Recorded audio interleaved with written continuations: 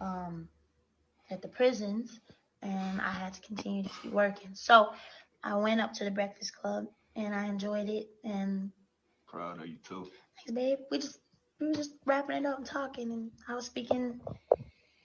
Yeah. So when I got back home, he had kind of said something that piggybacked off what I was saying, and I thought it was so dope coming from the male perspective that I felt like the male and the female should hear. So So here's the issue. Submission is supposed to be a beautiful song and dance between two lovers. What's happened is men have abused that power. Forgive me, they've abused that gift. And we have been misled to think that it's something where it's a dominant spirit and we own every decision, we dictate everything, we rule with an iron fist. First of all, that's not love. mm, What happens is in my marriage, let me not speak for everybody, my marriage, I submit daily to the Most High. I stay in my scriptures. I continue to feed myself with things that help me build my character, to reshape my perspective that was messed up in the streets and dealing with different propaganda and programming and things like that, so that I can come to my wife from a pure position. mm, So when I do that and she sees me and she witnesses over time that it's an authentic demonstration, her heart is moved and softened and compelled to submit to me. What yeah. does that look like? That doesn't mean that I dictate every decision. I don't walk around the house saying what we're going to spend, how we're going to do it. We talk and we build. And I consider everything that's on her heart, her perspective, her position, her philosophy. I'll carefully weave that into my philosophy to figure out what's the best move for this family, keeping all of that in mind. Now, the moment I start to step outside of righteousness and I start to move from a place of emotion instead of analytics, she has every right to snatch that back because submission is a gift. Mm, When she sees me laying at the foot of the Father, she has no reason to withhold that from me. mm, The problem is this: men are not found in positions of leadership handling it with integrity. How you gonna lead your wife if you can't balance a checkbook? If you don't know what's going on in the stock market? You don't have a sound understanding of the finances. You can't create a budget. You don't understand what's going on in the educational system in your community that's impacting your kids. In order to lead, you got to be so far ahead of your family that by the time they come to you with a situation or a problem, you've already dived into it, done your due diligence so that you can give leadership. mm. You don't lead from your genitals. You lead from a gentle place of understanding. And the more she trusts, the more she can let go of things that she don't have to deal with and focus on the things that edify her. It ain't about money. We both hustlers. It's not about a dollar for dollar thing because we're one unit. Yeah. If I fall, she falls. If she falls, I fall. Submission is solely about trust. I think when women hear the word submission, we're like, what? Yeah. Submitting. With my husband, like he said, to piggyback off what he just said, it was what he demonstrated. Yeah, I mean, like he didn't come in and say, all right, like he said, we're going to the budget is this for that, this is and the third. I watched how he did things. I watched how he budget. I watched him, and then I slowly became him, and I You a submitted in savage that. now. Yeah, now I think She's I'm savage. more frugal than him, and that's not even being like gotta be frugal because we don't have it. It's just being smart. And the word, if you dig deep in the word with your partner, you'll start to see a lot of things that we're talking about. But yeah, I like that he broke that down because I'm a very strong woman. I like what I like. Facts. I'm very strong, but when it comes to allowing him to cover and lead this home, I sit back and allow him to do that, and it makes me better. Wow, that like, Lead by example. yeah, You know what I'm saying? If you want your wife to be humble, walk in humility. If you want your wife to forgive you, be quick to forgive. If you want your wife to consider, following you down a specific path, prove to her that you got the blueprint and that she's not following you to some unknown destination. My wife don't have to follow anything that she don't see me demonstrating. yeah, So master the thing before you go out and try to teach it. It's like sometimes you see cats, as soon as they get a book and they read something, they start running trying to teach people on it, but you haven't applied it and gone through the proving grounds of being able to master that information yourself. So leadership is a forward thinking thing. And when you do that, women's natural instinct is going to be to trust, to be able to submit their hearts. But again, this ain't a dominant thing. nah. And I want my wife cold as me because if something ever happens to me, she don't like having He that always conversation. say that If he gonna something ever always happens be. to me, she need to know how to get that bag. She need to understand where the money's at. She need to know how to ask the right questions. I ain't telling you to ask nobody nothing. You tell them what belongs to you. She can't do that if I'm controlling everything. So my wife needs to be a direct female reflection of the man that I am. Hmm. Facts. Facts. Come on now. You come on. You know, I always said the wise woman once told me, the older women used to tell me, stop, boy. Well, Is the woman is the neck and the man is the head. And without the neck, the head can't move. two heads is just a head, but see how that works. See how that works. So yeah. And I'm gonna end it with this. We ain't perfect. We ain't trying to be perfect. We still growing. And we just want to share that with all those out there that's still growing and want. And get clarity. Don't be trying to twist my wife's words up at the end of the day, because I'm proud of her for standing. They try to do that? And whatever, Tom. At the end of the day, we want to make sure there's clarity to what she said and the understanding, and be able to hear the force behind what she is saying, so it don't get tangled and twisted. It ain't for everybody. Do your thing. But for women out there who truly desire that, and men who want to step up to the call, we just want to take time out, make sure we bring clarity to our demonstration, and hope that it's fruit for you in your life. And watch how God bless. Straight like that. Bye. Hey guys, and welcome to Little Blackbird 91. I wanted to set pace and give you guys a video concerning submission. Hi everybody, this is there'll be a Fantasia. few other people that will be jumping on to come and give us their views and their aspects in terms of what they feel this topic deserves. So I wanted to set the playing ground, because we had a discussion about this earlier on in the season, and earlier on this today, and it got a little bit interesting, right? So before the panelists come on, you know, I'll give my 2 cents and thoughts. You know, I think, you know, this particular video here highlighted a lot of what I believe to be about submission. You know, maybe it don't need to be all knowing. I don't think that's what it needs to be, but I understood what he meant. You know, be good at those aspects so that she can then begin to follow your lead. I think it was a very good breakdown of submission, in the sense of, when we talk about submission, what we really mean is we're wanting, you're following the leader in this particular pursuit. So wherever the leader is going, you're going, right? But it's only because you have created a foundation of trust, as he was explaining. You've created this foundation where you have shown yourself to be competent in what you're able to do, and thus the person can trust your leadership because they know that you have the ability and the skills to go forward. I think we're in a generation now where submission is, and fairly right, as the gentleman said as well, we're in a generation where submittance is now used as a tool or a weapon.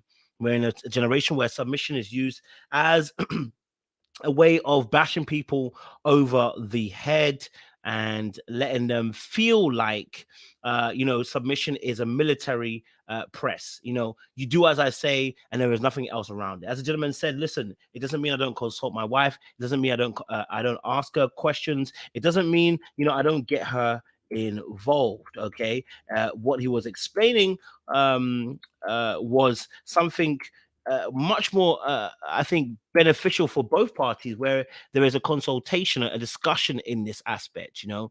And so even the Bible says that God says, listen, come and let us discuss. You know what I mean? Try fighting with God is a long thing, but you know, I get what God is saying. And so he said, come to the table, let's discuss. And in the same measure, I think what they were discussing was a fairly healthy view of submission. It's not forced, it's not pushed on you. It is all about, you know, people wanting to submit because they can see that this person's a leader in this particular area. So, you know, I honestly think this conversation is going to be interesting today. You know, I think we're going to get different points of view. I will play one more video, and you've all watched it already, but I'll play a little bit of video just before the panelists come on, just to kind of level set again, because it's a whole discussion around we're having a whole discussion around submission. So just to remind you guys actually what kicked off this discussion, we're going to bring it to your forefront again, about someone who was talking about submission. So let me the second video. I'm receiving being like, well, I deserve this, and I'm giving being like, you deserve this. So there's that exchange happening. So you speak on, you're like, you tell him the things that you need. Yeah. And the things that you feel like you deserve, you'll say that? 100%. How will you say that? I need you to step up in these areas. I need to not worry about this. I need to be able to take my brain off this thing. I need more affection. I need more love. If we're going to be sexual, here's the things that I need to like feel more sexual. And in return, I invite that. Like, so we have a lot of conversations. How does he receive it well?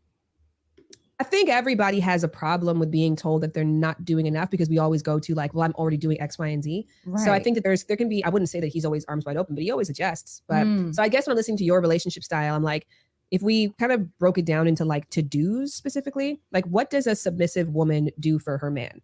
Everything. What does that mean? You know, like packing his bag, unpacking his bag, just making sure all the things that he wants. And like, I pretty much read his mind. So it's like, if I know you and I study you, like I know how you are in the morning, I know how you are about midday, I know when you're in this mood, what you need. Like before you can ever ask me for something, I'm already on it. I mean, he's spoiled. And you know, when I talk to my girlfriends about it, I was like, oh, how you guys doing? And I'm just like, girl, he's rotten. I'm like, he's spoiled rotten. Like he's rotten. But I love that. Like I want him to be there. I think my biggest flex is how I treat my man.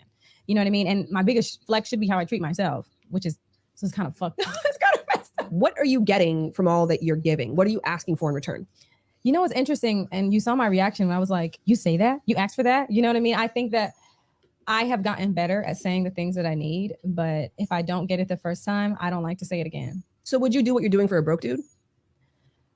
What do you call broke? Requires your financial support as well. No. I mean, I think to be broke, you can be still a great lover, still very romantic, still very emotionally supportive. But I'm just like asking. I wouldn't even know that. I wouldn't even know that he's all those things, because I think there's a lot of people who are financially stable who are broke-minded, and I can't get down with that either. So let me just clarify the question. What are the requirements from a man to bring to Jazzy in order to get this level of love from you? I think it's how you make me feel. I have to feel safe with you emotionally. You have to excite me. I need edge. So all this cute, soft shit that I need him to be emotionally this, I do need that. But I also need some edge. And I also need a man that is like, you know, like I am a submissive. So like in a way, my love language in sex is like I like for you to tell me what. All right, great, fantastic stuff, lovely stuff. Listen, guys, submission is going to be one of those hot topics that is going to trigger, I'm sure, a lot of people. And I wanted to provide two aspects when it comes to submission. You had one aspect describing it this way, you had Jazzy describing it another way. And it's quite an interesting conversation to open up with. So I want to open up with a wild question straight away. Is submission only for those people that are rich? Is submission not for the brokesy? That's what I'm asking right now. Is submission only for those who are rich? Do broke boys not get submission? That's what I want to know. Okay, Cardi might have said it too. Broke boys don't deserve no. So I'm saying, is it the same thing here? Is submission only for those who are rich?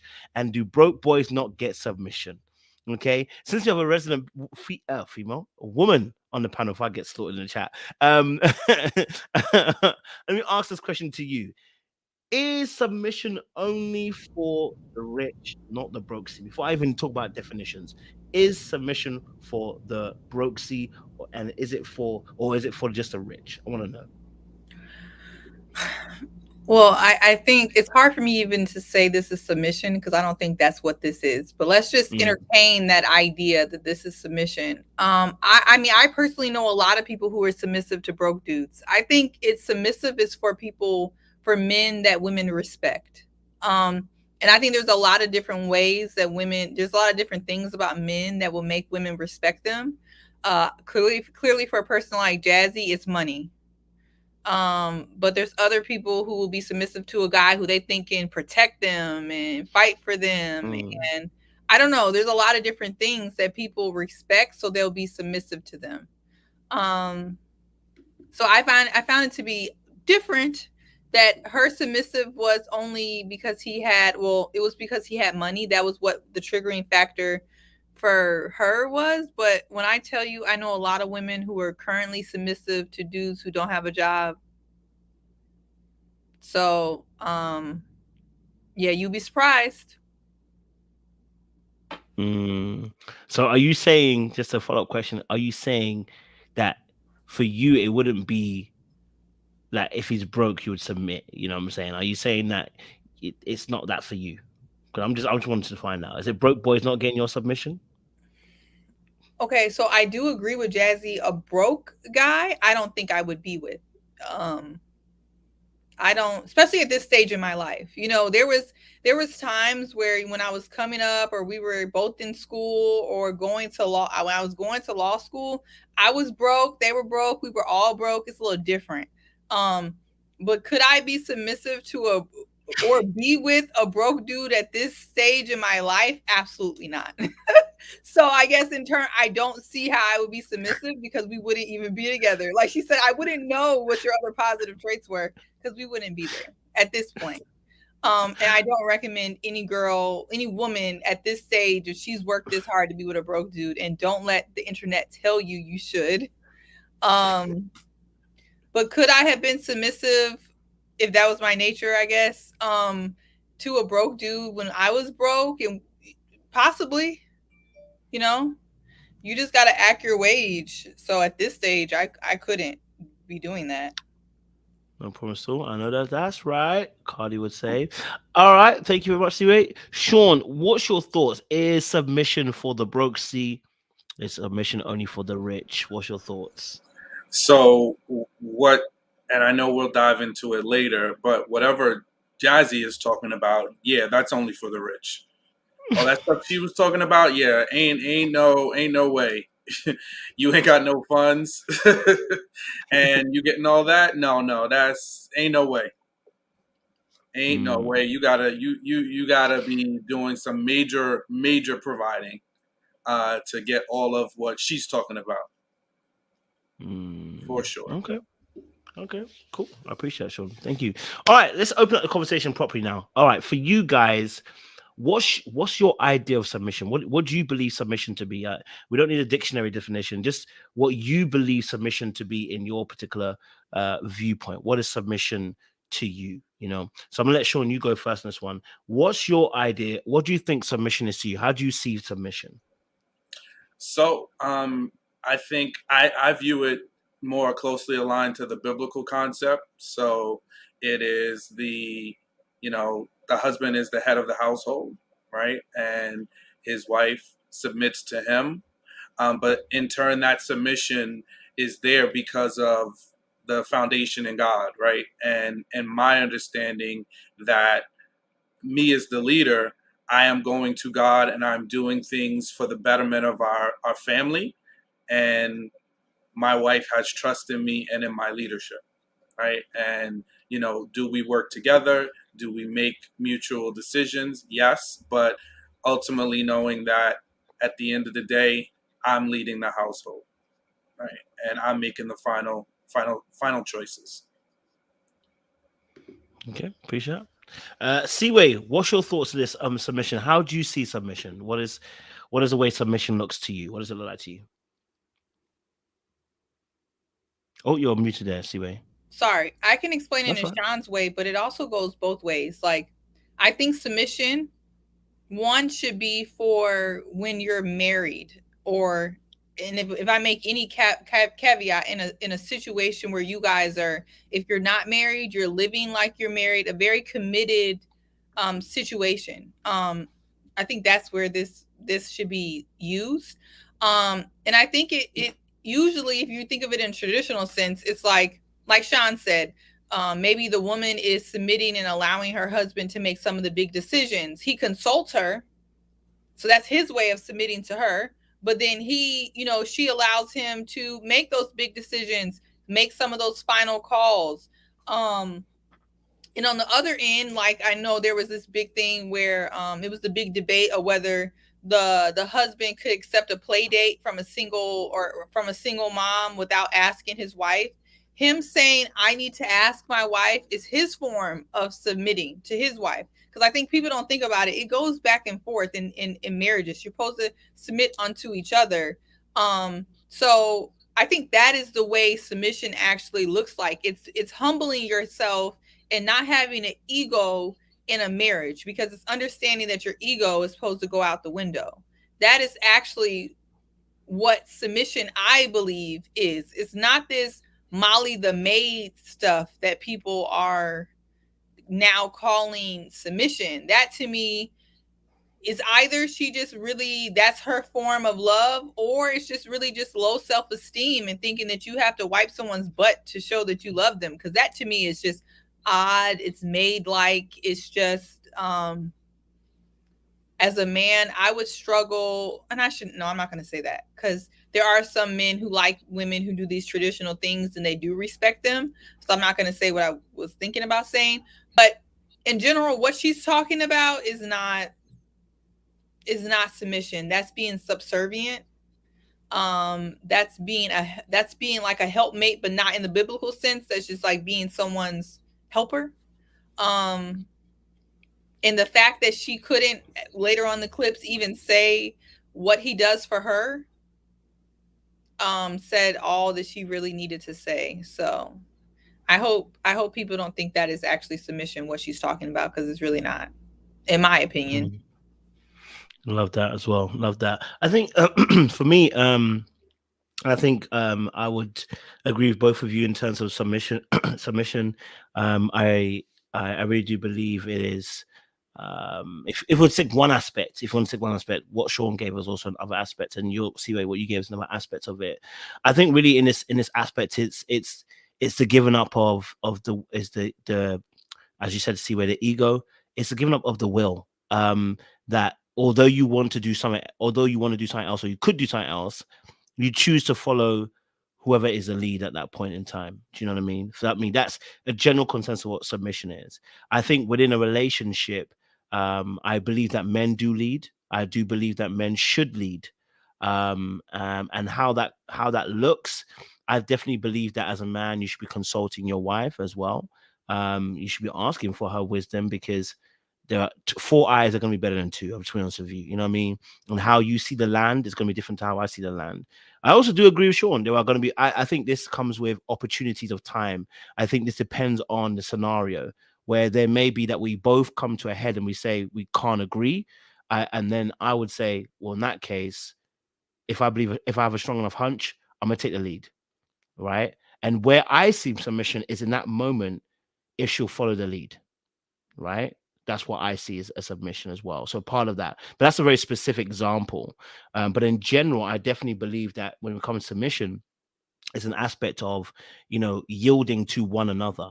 You know what I mean? Which means I treat you like my body. I treat you like my body, and I don't want to hurt my body. I don't want to disrespect my being. You know what I'm saying? And vice versa, you treat me like I'm your body, vice versa. But I also believe that submission comes into play in different ways for men and for women. For men, it's in the area of, when we say what wants submission from you, it's respect. And for you, ladies, I believe it's in the area of love. I submit myself to love, to loving you, and putting you first in my forefront when I think about my decisions. And I think also for women, her submission is also in the respect of her husband. I think Bible even puts it as Sarah even called Abraham Lord. And I'm not asking if any of you guys call me Lord. I don't need that. Okay. That's a bit too much for me. But it is in a sense of the fact that she was willing to give reverence to the fact that, hey, having so earned it, this is the man of my life, this man that I love, this man I'm going to follow, this is the man I'm going to follow his particular vision, if you want to call it that, in a sense. But go for it, Seaway, if you want to jump in. It's be good to get your thoughts. I think that's the reason why most of us on here are MAFS fans. We all like the same shows. I've noticed that is why we see so many issues with MAFS, because a lot of these people, like, let's take Jasmine for an example. She wasn't willing to submit, meaning change. Willing to kind of be humble, to take a back seat. And a lot of times, sometimes that's why the older you get and you spend a lot of your time single or doing things your way, it becomes really hard for both men and women to submit in a marriage. I feel like it gets hard. I think at 22, while my brain was still molding, it would have been easier for maybe me to do the submitting part, because I am not so set in my ways. Now, marriage could have been harder because I would have been growing, and trying to grow in your 20s with another person is hard for a different reason. But as far as submitting, I wasn't established. I didn't have all of my things set in stone. So it would be easier for me to follow someone's lead because I don't have a particular way that I want to go. Sometimes you get married at 35, it's hard. And especially people love talking about the modern woman. Well, yeah, it is hard for the modern woman to be submissive when you got to 35, you done did things all by yourself, you done made all your own money, you done protected yourself, you done everything. It's hard to be like, okay, now you can do this for me. You know, it's not saying it's impossible, it's just an adjustment. And a lot of men don't want to change either. They don't want to submit. They have their way. They want to do things. And you know, they're not ready to do that either. So it's hard and it's a process. And that's why I think until people get into these marriages, and why marriage is so different is because that lack of, you know, people be taking these back doors, the concept of not having a back door and being, you're supposed to actually stick it in and work it out and figure it out and learn how to be humble and submit to each other. Until you're in it, sometimes that idea, that concept is quite hard to figure out, because while you're single, you can always do you. You always got that back door. You can always do you, you know? And when you get married, that I'm gonna do me thing, it's not supposed to be there. You're supposed to be willing to be humble and submit to your partner. I think that's when it gets, you know, difficult. And that's when doing things out of order also makes things funny, because she's doing all this docile stuff before she even has a ring. I mean, I don't recommend it. Like, 2 stars. I would not recommend that. But I hear that 100%. Sean, what's your thoughts on that? Yeah, no, I mean, I hear what Seaway is saying, and I think just hearing what Jazz had to say, I think people just kind of have remixed what submission is. And yes, is it not going to be the same way that we interpret it in 2022 as biblical times? Sure. But I really feel like people have, they have kind of just made the recipe, and now it's just like the kitchen sink. So they kind of throw a little bit of everything in there. And when I hear what she had to say, she's not talking about submission like how we think about it in the biblical sense. She's talking about clear submission in the, from everything that I understand, in the S&M world.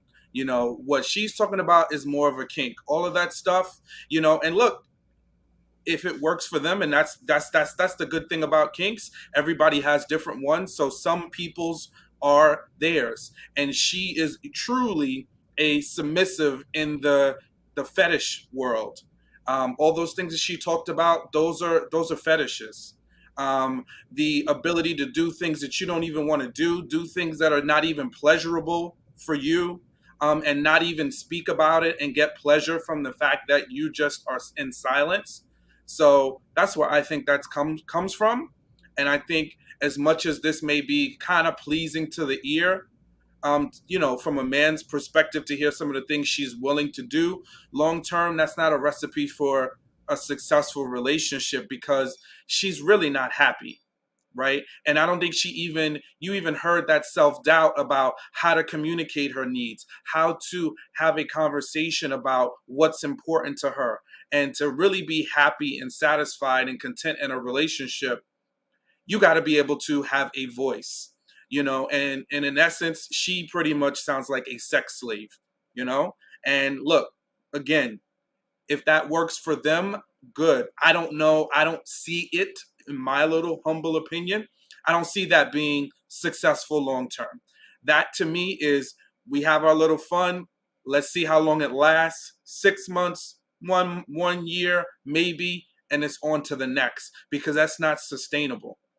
And just like if we get back to the biblical principle of it all, right, it is designed for us to be rooted in God first, right? Because that's what's going to keep us from going off on our own. And those two people being on the same page about God being at the center of their marriage is what's keeping that stable. Because I'm trusting my wife's trusting me, because she knows that I'm going to God first. And it's not about my selfishness and my ego and my pride, but it's about me serving God and serving my wife and protecting her, doing things that are going to be for the benefit of our family, for the betterment of you know, our legacy.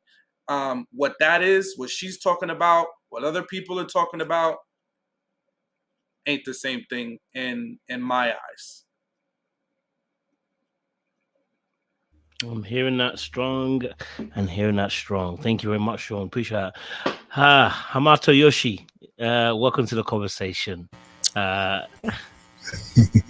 Appreciate it. All right, so my take on this is that I don't feel like I need to ask my woman to submit to me. I don't think any man should have to ask his woman. It should come naturally. Submission is not something that you do because someone asks you to do. It's a behavior. It's an attitude. If you come ready for that, then cool. But for me, if I'm doing everything I'm supposed to do as a man, I'll make sure she's happy. I'm making sure I'm doing everything in my power to make sure that she has what she needs, and she doesn't naturally submit, then that's not the woman for me. But I don't think that I should have to come right out of my mouth and say, hey, are you going to submit to me? Do you not like the things I'm doing? Will you please do this when I ask you to do it? No, it shouldn't be that way. You know, Sean made some points too. I just want to go back on because I think a little bit differently when it comes to, you know, how a woman behaves or performs, or how she is as a girlfriend versus how she is as a wife. We as men cannot continue to sit here and hear what you will do when you get married. Oh, I won't do this until I get married. Oh, I won't do that until I get married. Then we marry you, and then we should find out it's just words. You know, there's no action behind it. I need to find a wife before I marry her. If you give me the girlfriend experience, that's what you're going to remain, a girlfriend. I'm sorry. But I need the wife experience. So although what Sean is saying is true, that a lot of people can't sustain it forever, people can't put up with that forever because it's not naturally in them. As a man, we should be able to spot when something is naturally in her. She should want to cook for me. She should want to iron clothes or whatever that man is into. You know, if he has a conversation with his woman about things he likes, and she says, okay, I don't have a problem with doing that, then okay, it could work. But if she's saying, no, that's not me, you can't disrespect her because that's not who she is. You just have to find a woman who can do, who is aligned with what you want. That's all it is. I think we kind of tear people down because they don't do the things we do. I think we tear people down because they don't think the way we think, and that shouldn't be the way. That should be like, oh, okay, I respect that, but I'm moving over here. You know, instead of saying, well, I'm gonna go here. And you got to respectfully do that. So I think that there are some things that women can do, but the big question is, what's long term? What's a long term action? What can a woman continue to do? What can a man continue to do? You know, if you're cooking when we start off dating, and then you just automatically stop, and we go to start ordering pizza or ordering takeout, then I'm going to be, you know, a little disappointed at the fact that you stop. Same thing as a man. As a provider, he provided security for you. If he was to just stop, you will look at him a little differently. That respect will go out the window. Some of that respect you had for him will go out when he stops. So the thing about it is finding someone who is naturally a leader, finding a woman who is naturally submitted to her husband. And it does go back and forth. It's not just one way. A lot of people get that mixed up. A lot of people feel that, you know, it's just one way. A woman submits to the husband, but the husband also submits to the wife. That's in there as well. So to understand that and to have that understanding with each other, I think is what's missing. And I think that anyone who comes at it and has that viewpoint of it being one way, it's not thinking right when it comes to marriage. Just my opinion.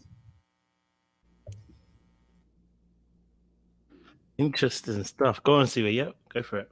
I just, it's on my heart to say, women, we got to, and I'm talking to y'all because I ain't never do this. We got to, if you are doing this, there's no need to pretend that you're a Susie homemaker if you're not, to get a man.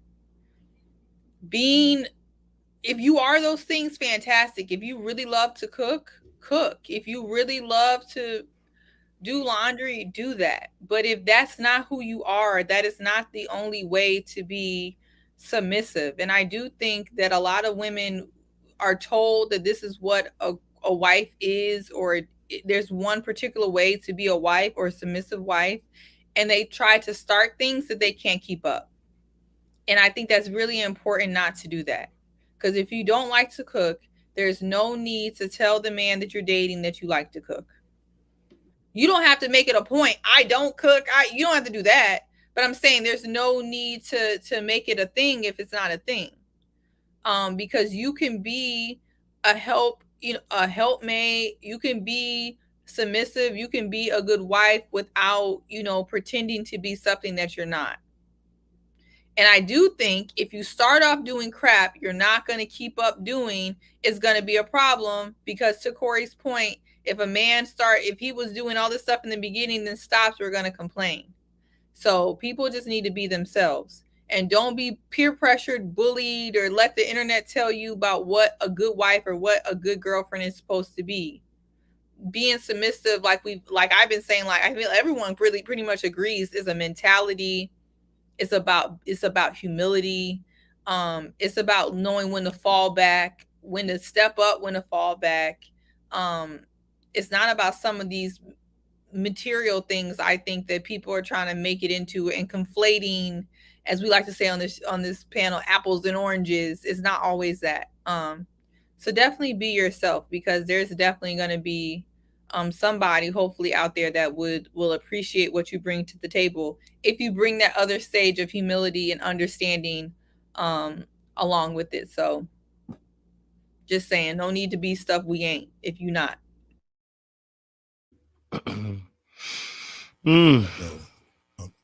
Real quick, Kojo, I know some people asking what's the wife experience.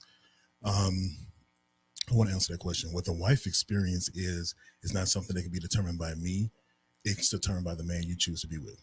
Okay, so if the wife experience is understanding what your man needs to function and being able to be a helpmate in those areas, that's something he's going to find that is not easy to find.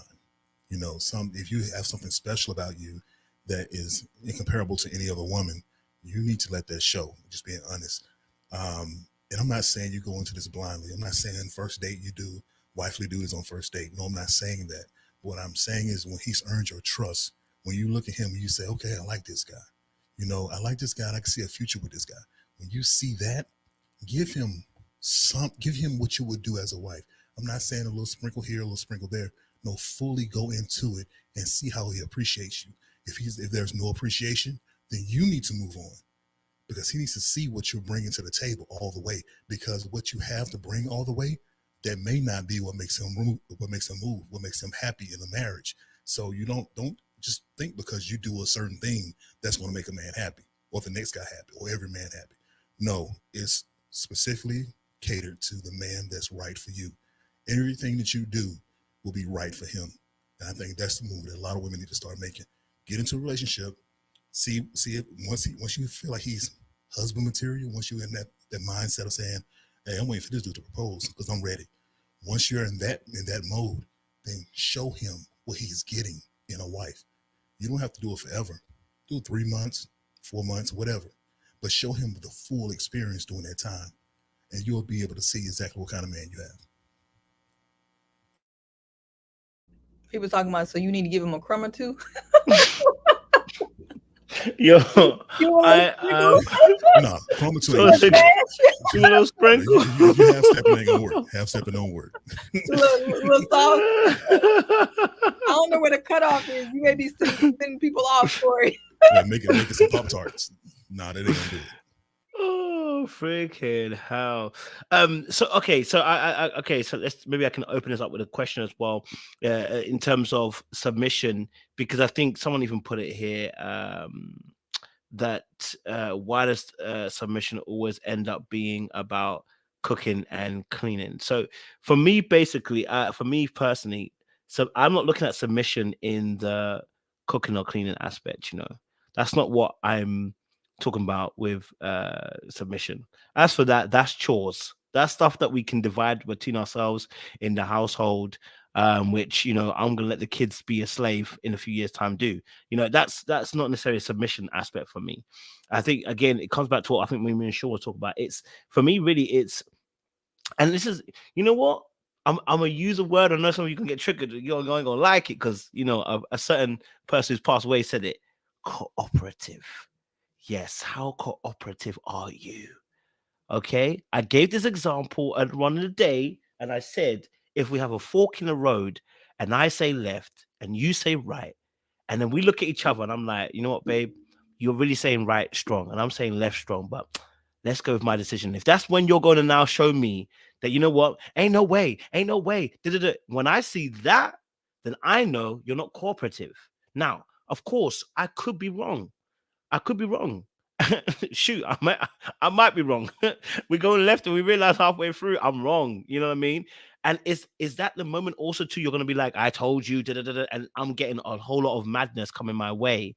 You know what I mean? Or am I gonna get someone to say, listen, actually, look, we're going the wrong way. Let's just turn around, whatever. Someone who's gonna be on my team. And I think for me, that's what I mean by submission in the area of decision making, because there are gonna be times, like I said, I'm gonna consult you and be like, babe, that's the right answer. Let's just go with it. I don't have an answer. Why am I talking on stuff I don't have? For me personally, how I look at it is in those key moments. You know what I mean? Like if madness is happening at a table, you know what I'm saying? Like, babe, listen, just chill, man. It's a bit too much right now. Let's just chill. Like, are we gonna be a team in this moment, or are we gonna fight at the table, like in front of everybody? I'm like, babe, like, let's chill. Like, this is not the right time to do it. Like, am I gonna get cooperative, or am I gonna get the madness from you? That for me is the submission part. I would personally say, do you know what I'm saying? For me, in those aspects is those key little moments there. I think everything else becomes, we can work around it. We work with each other. You know, there's times where you're even potentially even leading as well, because you'll know more about this, you know what I'm saying? Or you know more about that. And I'm like, yeah, babe, what's that? What's this? But I think those key moments where there's conversation, and, you know, I know some people trigger that word because they don't like it because, you know, KS be saying it, but it's cooperative. How cooperative are you to me? To me personally, and I always say this, just because you're not cooperative to me doesn't mean you're not cooperative at all. It just means more than likely you probably just don't respect my leadership. You know what I mean? I don't have the juice that you know that you need in order to submit to. So it's not necessarily chores for me. Chores don't really show me that you're cooperative. What that does show me, chores and stuff like that, is that you are willing to serve me, and that's completely different for me. If you're willing to serve, you know, I was talking to a girl and I was talking about, like, I joked to her. I said, "Oh, would you cook for me?" Like, you know, I was like, "Would you cook for me?" And she's like, "Listen, can I be honest with you? Listen, the cook thing, it's not really my kind of thing." She's like, "Listen, I don't mind ironing. I don't mind cleaning, washing clothes. That's my kind of thing." She's like, "If we can even cook together, that'd be brilliant." I said, "Fine," because it wasn't a submission thing. This was just generally a service thing. How would the person react to that kind of question? And I was like, me personally, I even like ironing, so if you washed, I'd even iron. I don't really mind. I love ironing. I love a good iron. You know what I mean? I love washing dishes. I love cleaning the kitchen. Kitchen for me is my areas. You know what I'm saying? Don't come in there. I'm a bit of a freak with the kitchen. But, you know, so, you know, I think the chores aspect for me is not a submission piece, but it may be for other people. So let me open up that question to see what you guys feel. Is submission a chore piece for you? Does chores come into it for you? Sean, I haven't heard you for a little while. So is submission a chore aspect, you know? I don't think it is a direct, but it is tied to it. And I think when I think of it, it's more so what you were talking about, right? It's conflict. To me, it's like conflict resolution. It's like, what is your overall attitude? What is your approach? What is your communication style? All those things to me are tied into submission. So like if we have an issue, if there's something that happens that you're displeased with, how do you go about doing that? How do you go about handling it? You know, a submissive partner, woman, would think about their husband first before they went to address it, right? The person that is just going to be like, well, you did this and now I'm going to go back and we're going toe to toe with each other. There's no submission in that, right? We just are in mutual combat with each other. So I think that to me is a big part of it. Now, if you, like in your situation, right, Kojo, where chores is not something that is an issue for you, that's not something that the woman that you would be with is going to have to, you know, deal with because you are comfortable in that space. Now, On the other hand, cooking, yeah, the woman, we all know, Kojo, the woman that you're gonna get with, she gonna have to be able to bang some pots, because you're gonna bake chicken her to death. You're gonna bake chicken her to death, and that's just not gonna work long term, right? So there's some give and some take. But on the good side, the cleaning just isn't you. In my case, right? I hate cleaning, I hate dishes, but I will cook. And cook, the case in point, the chicken's on deck. That's chickens don't stand a chance around Kojo's neck of the woods. So look, I will cook. I don't have a problem with it. I'll cook full course meals. It doesn't matter to me. I enjoy it.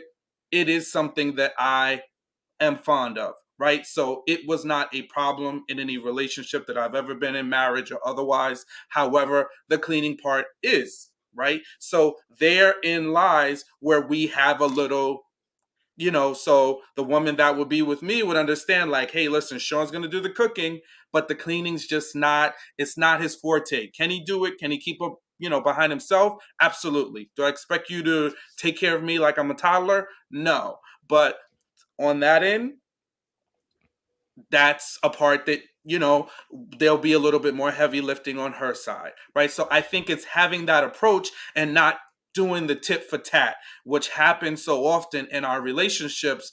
And that's where the lack of submission comes into play, and we start fighting, right? And especially in marriages, it's like, well, if you doing this and I'm not doing that, and and then before you know it, we are at odds with each other over things that we really don't need to be at odds over. Love that. Another good point. Okay. Yep. Siwe, what's your thoughts to this? Is submission chores for you?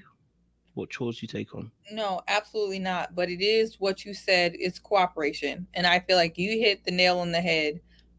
It's cooperation and finding someone that you're equally yoked with, so you're not tussling over pots and pans, laundry, and food. Because if you're tussling over pots and pans, laundry, and food, you guys have went way too far without kind of knowing what your sticking points are. I do think, though, the harder thing, because most people who you get farther enough, I hope you're not arguing about those things. But I do think where submission comes in is in the scenarios that you bring out, that you brought out, Kojo, really trying to pick your battles and trying to, and I know a lot of times as women, we try to let y'all make decisions even when we know you don't know what you're talking about and where you're going. That is very hard. And what's even harder is when we know you don't know where you're going, we follow you anyway, not saying nothing afterwards. That's a work in progress for me, because it's like, okay, I'll follow you, but I know you don't know where you're going. Then you try to shut up afterwards. But that's all the cooperation is, like learning just when to not speak on everything. And learning when not to make everything just kind of a big deal. Like in your example of the restaurant, or, just how to be cool. I feel like that's the hardest thing. The cooking, the cleaning. I don't know why when people get married, they forgot that they forgot how to feed themselves, or they forgot how to clean after themselves. I don't know what about this idea of being married makes people have amnesia about basic human functions. I'm not sure, but add in there paying rent as well while you're there. Add in paying rent. Okay, so then now we're talking. I mean, people got amnesia on there as well. But we're adding but a little gets added. Some stuff. Okay, if we add and we subtracting. Okay, you have a good point. But I'm just saying in general, it's not just that. People act like they literally do not know how anymore. I'm like, come on, guys. I need you to come on. But I think the hardest thing, especially for us Black women, is being cooperative and not saying stuff when we know what we're saying is right. We could be right, but it's not about necessarily being right all the time. That to me is the true act of submission, and that is the hardest act of submission. Being a good roommate with someone who is equally yoked should not be that hard. Hopefully not.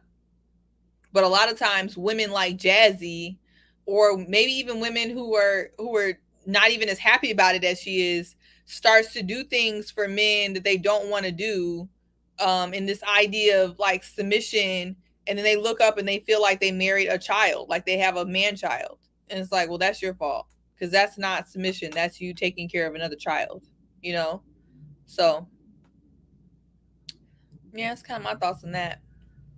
I hear that. Just a good thing. Someone asked me, "Am I going to be babysitting the kids?" I have a feeling I'm gonna set a new trend for you, man. Them, yeah. I'm the kind of guy that's gonna YouTube with the baby right in front of me. I have a feeling I'll be talking to you guys, and I'll be like, shh, and I'll be talking to you guys about relationship. I have a feeling that's me. I ain't gonna lie to you. Yeah, just because I looked after my siblings and I've had to deal with them for a long time since they were a baby, I'm probably that guy. I'll start vlogging. You'll start seeing me in vlogs. The baby's behind me. You know, you'll be asking where the mom's are. I'll be like, she's out working. I'm like, yeah, I'm out working too, but this is my lifetime. So I'm gonna be very honest with you. That's probably gonna be me. I have a very distinct feeling that will be me. Just saying, if you know, if I stay in this line of work, more than likely that will be Kojo with the baby. In fact, I have a whole new YouTube, Kojo and the baby. Yeah, so you guys better watch out for that. Okay. By the way, Corey, I said Hamato Yoshi. What's your thoughts on this, man? We're saying is submission chores? Is it submission? Is submission chores for you guys? No.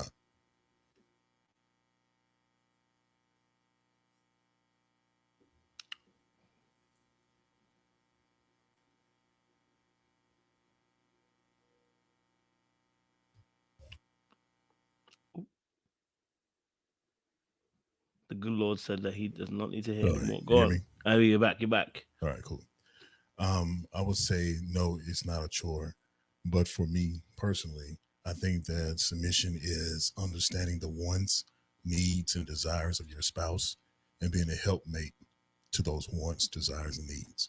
So, say for instance, I was in a relationship at one point where this woman could not cook at all. She could not cook at all. And I said, yes, you can. You're just playing. No, I can't. She made something horrible, horrible. But I would say maybe 4 or 5 months into the relationship, she got a cookbook and she tried to cook another meal, but she tried it for me. And that's that effort that I'm talking about, right? So if you have someone and you show value to that person, there's no telling what they won't do for you. And I think that's where we get things kind of hung up. We get into relationships and automatically think that the other person is supposed to do this. You're supposed to do that. You're supposed to do this. No, not just for anyone. You have to show your value. And that's why I said what I said earlier, as far as, ladies, take some time when you get into a relationship and then do start going into it, doing those wifely things. Try it out and see how you respond to it. I know on our the last live I did with you, Coach O, I made the comment about buying a house. I said a man can be in tune with his wife and buy a house for his wife, and she don't have to be present. That's what I'm talking about. Like when you understand each other, I understand her wants and her needs. So, but in getting that house, it's going to be something that she likes. It's going to be something that she wants because we had the conversation, because we had that deep dive.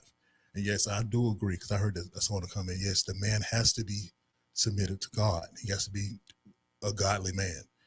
If he's not, then that's just number one right there, because he can't lead effectively if he's not a godly man. If you don't understand true love like that, then he's not a godly man. So that's one. So make sure you have a man who understands what true love really is. So to me, I think that's what I would say being submissive is in a relationship or in a marriage. I'm hearing you. I'm hearing you. I see the audience are getting involved. Debbie says it's 2022. Men need to share the load in the home. The women should not be the only one doing everything. I don't mind being submissive. I also don't mind you paying the bills. I ain't gonna lie to you. I don't mind you paying the rent or the mortgage. Just saying, just want to just put that out there for you guys as well. It's 2022. So I want to see those roles really revolutionized. You know what I'm saying? I believe in equality as well for you guys. So yeah, love to see that. Moon Angel said people who want to, it's not serious laughing, that's what's making me laugh. People who want to marry someone who will do all their chores need to go home to their mums. I'm not your mum, I'm your wife. Respect me like that. I mean, if I pay all your bills, I'm not your dad, but hey, we're here, paying all your bills like your dad. You know what I mean? So Cut it out. I guess it's a bad request to make. I'm just saying that, but this is why us as men get frustrated, right? Because sometimes women be saying stuff, and I'm looking at them like, so you want me to show you all the husband qualities before we're married, but you don't want to show your wifely qualities before you get married because you're scared of getting taken advantage of. All right, cool. Now you want me to pay all your bills like your dad, But when now they're asking you to now do all the chores, I'm not your mum. This is that doesn't make sense for me. You know what I mean? I'm being facetious because it's not everyone who says this, by the way. But there's enough people to be able to say, listen, come on now. Let's be sensible. You know what I mean? You know what I mean? Like if I pay all the bills, you don't want me to be your dad. You want me to be your partner. But you want me to pay all the bills mostly. You know what I mean? So I'm just saying. Go on, Sean. You want to say something? Yeah, I think we just do the traditional modern double Dutch dance, So we play that game of when it's convenient, we want to be traditional, and when it's convenient, we want to be modern, right? And that's just like what you were saying, right? So when it's convenient, I want to be modern. I can tell you what to do sometimes, and sometimes it's let me lead, right? But don't let it be the garbage. Don't let somebody show up at the door and you're looking for protection. Don't let it come time to when the bills are getting divvied up. I'm taking on the lion's share of it, right? And that's okay. We should be okay with that. But, also be okay with the tradition on the other side. Because it's like we want it all, or we want to have it in our own little convenience, and it doesn't always work out that way. And so that's why sometimes you'll get pushback from men when you hear the ladies was like, well, I don't want nobody telling me what to do. Well, take it all.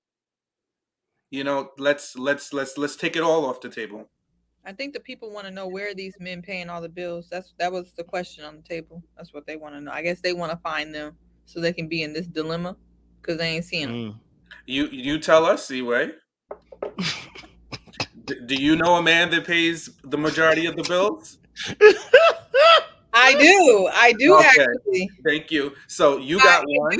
I still pay some bills. I pay a lot of my personal stuff. Mark, thank you. Hands up. That's it. There you go. Personal bills do not include in this. Personal bills are personal. Yeah, but I still do work. I still do work, because if I didn't work, it would be a completely different situation. But again, I think that's what okay. So you have a perfect hybrid that works for you, right? But I think that's where we're talking about when we talk about submission in the area in this case, which is you're blessed to have the hybrid. I would even say you have the cake and eating it.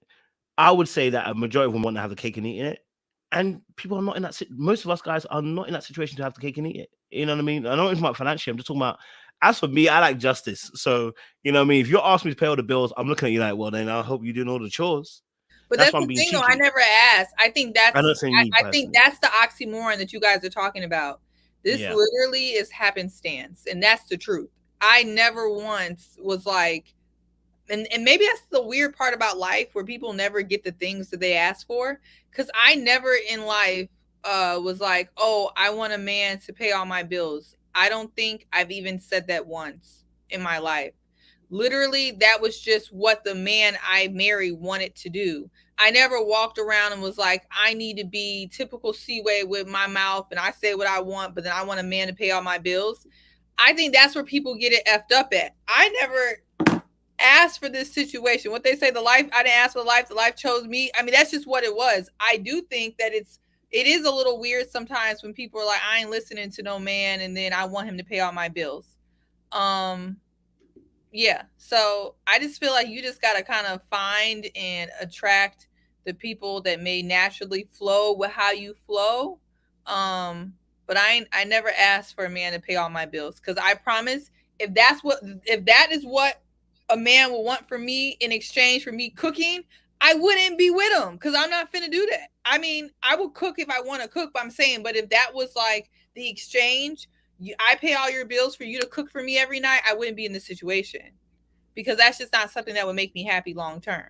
So people just need to figure out like what works for them, you know?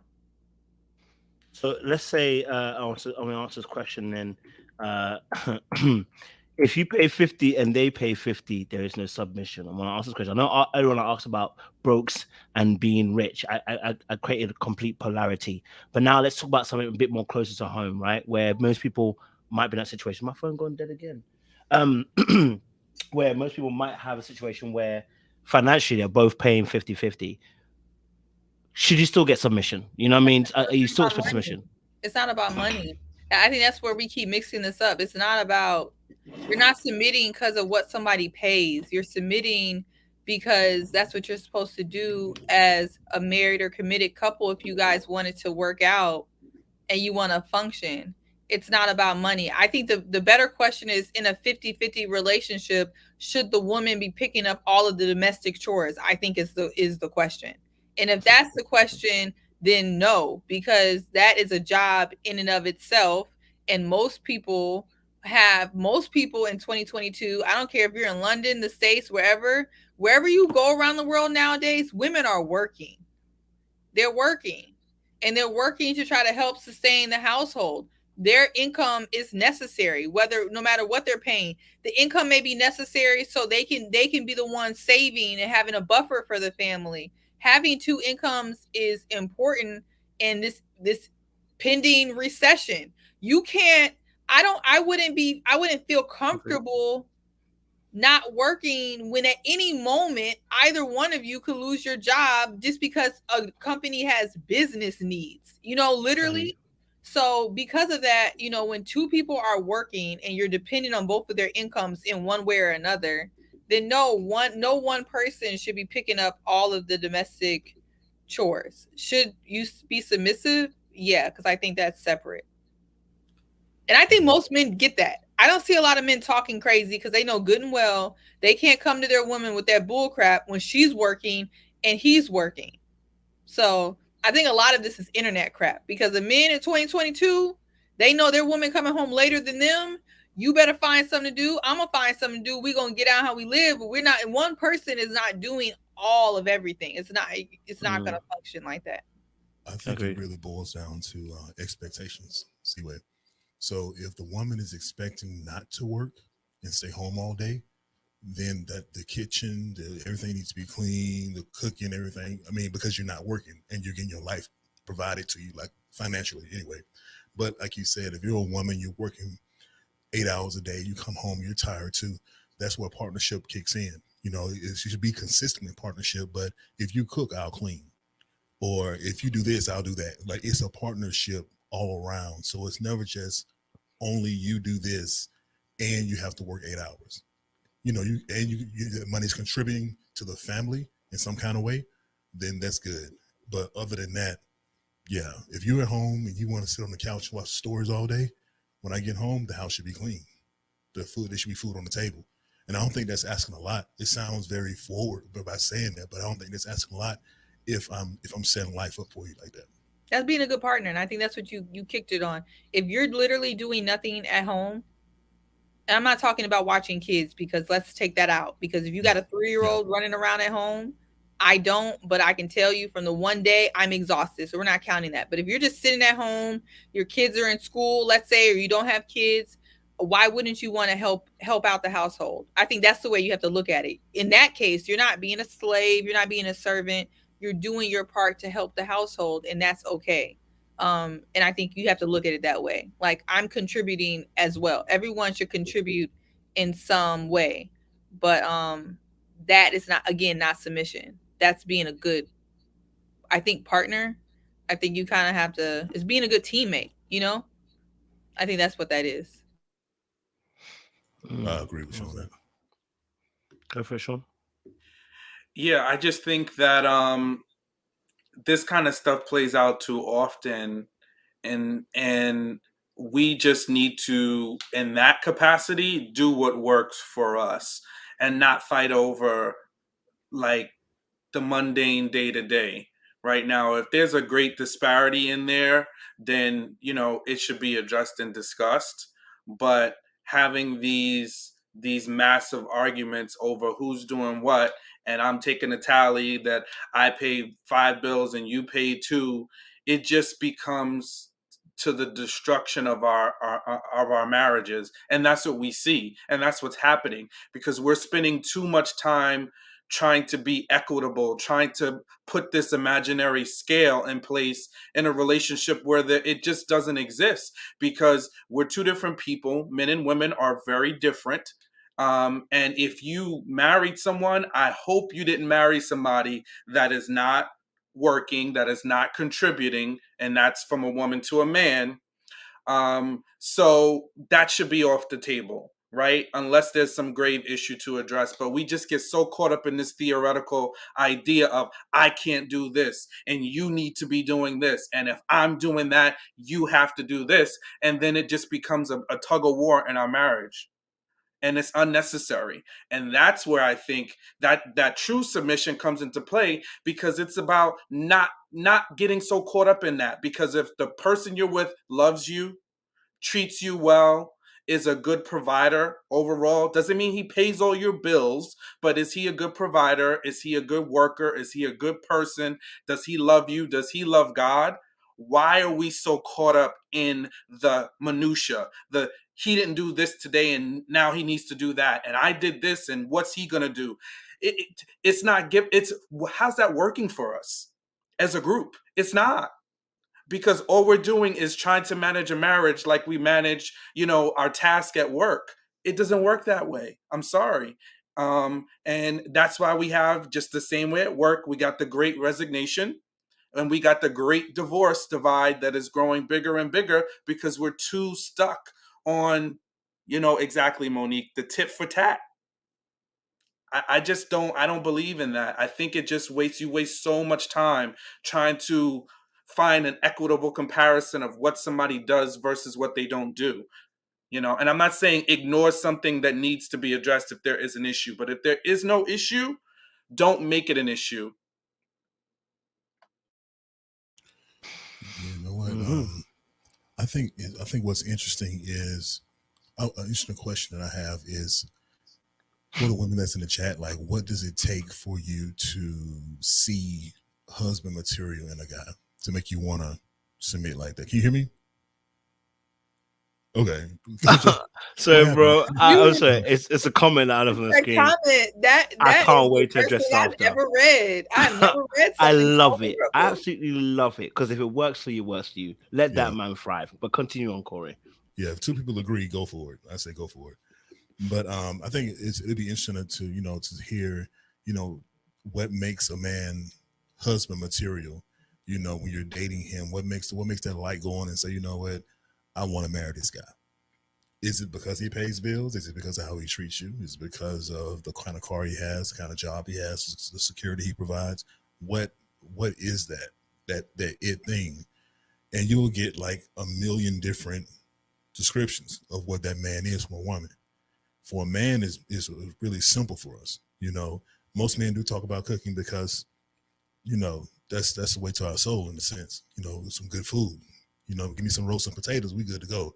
You know what I mean? So it's just certain things that most men are aligned in liking, or aligned in wanting from a potential wife. So it's easier to please us with the few things that we have. There may be some differences here and there, but for the majority, most of the things are going to be alike. So it becomes a harder task for men to figure out who they want as a woman. I mean, who they want as a wife. And for a woman, it's not as difficult. It has its challenges, but it's not as difficult as for men.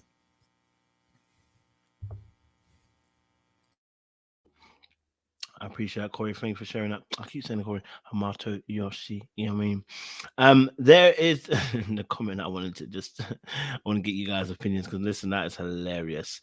But do you know what was hilarious? It's the fact the way C-Ray actually, her face lit up. And I'll tell you why her face lit up. Because you know why? Because like I said, as much as everybody likes hybrids, no one really likes it. They want traditional roles. I'm going to say it again.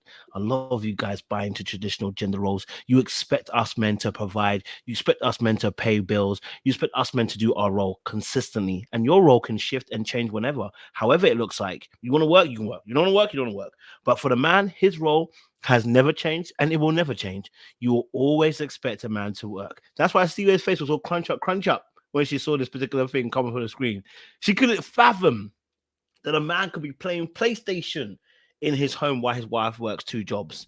But you could easily see a man that works 2 jobs and a wife that spends all her time doing makeup, going out with her girls, and easy. No one would bat an eyelid. No one would say anything. But if a man's playing PlayStation, which I actually agree with you, see where he should not be playing PlayStation, as far as I'm concerned, he should not be here playing NFL all day and NBA. But this is a situation. So I want to ask this question. Slightly off topic, but again, my ex-husband has been a house husband for 11 years, and his wife still works 2 jobs and cooks, cleans, etc. He plays PlayStation all day, but it works for them. Listen, I want to say that she should still be submissive to him, but boy, what's he doing? What is she submitting to? Because there is nothing to submit to apart from the NFL and NBA games. Okay, so I don't know what she's submitting to, but I want to kind of get your thoughts. Siwe, why did your face originally?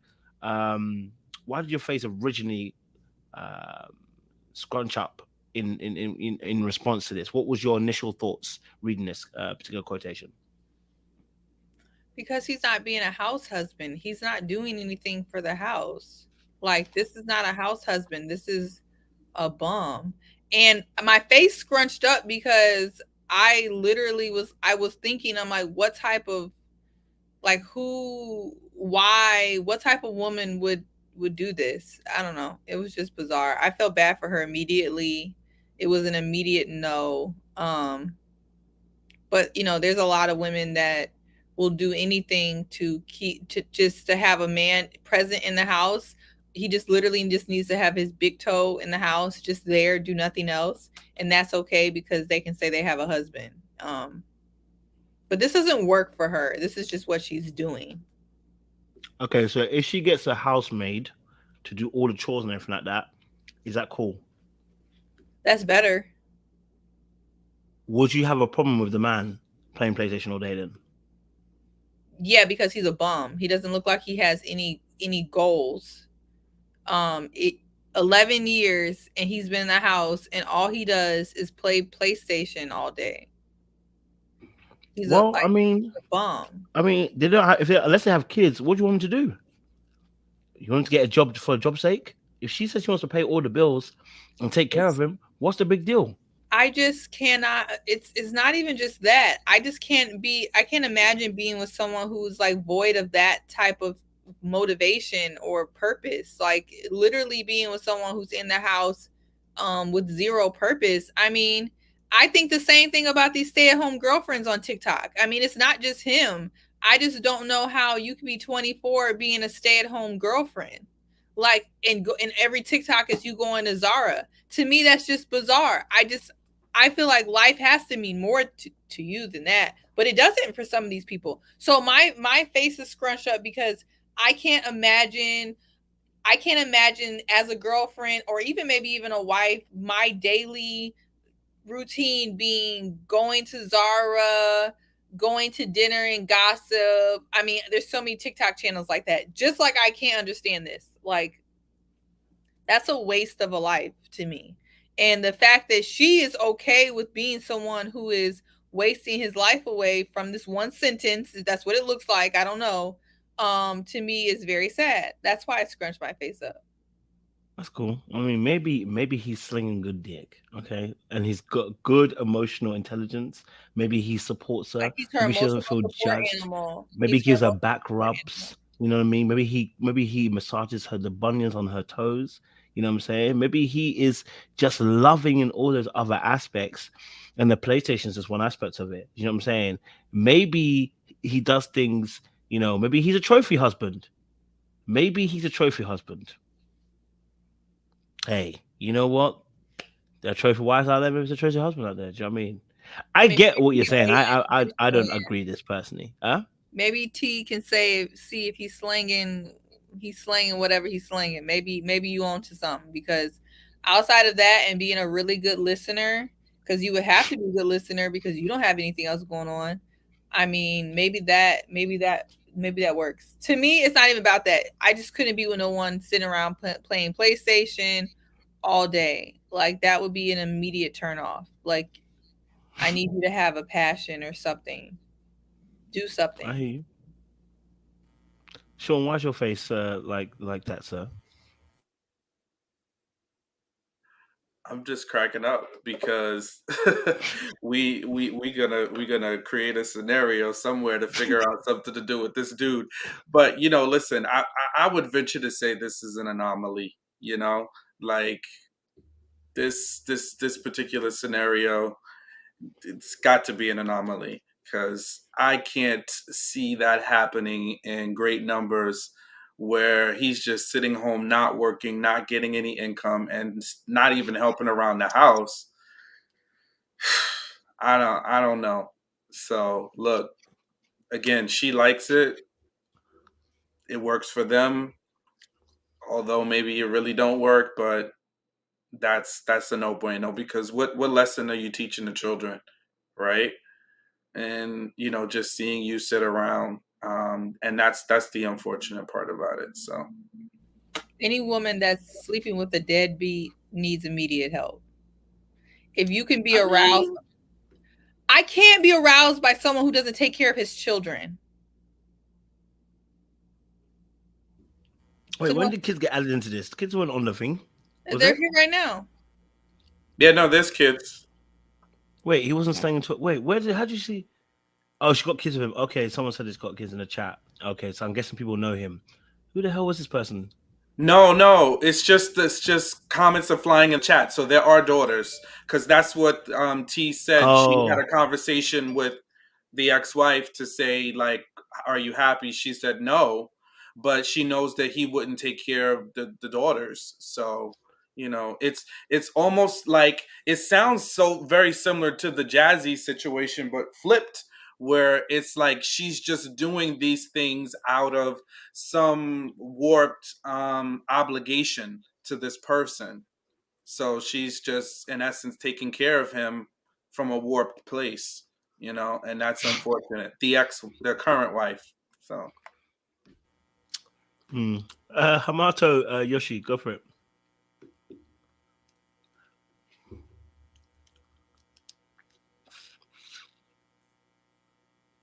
You're muted. Corey, we can't hear you.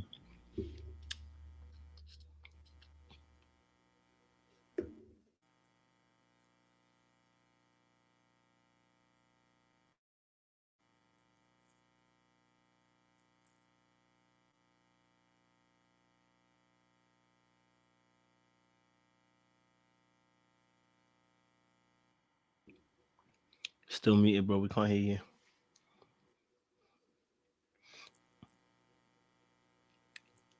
Jump out, jump back in.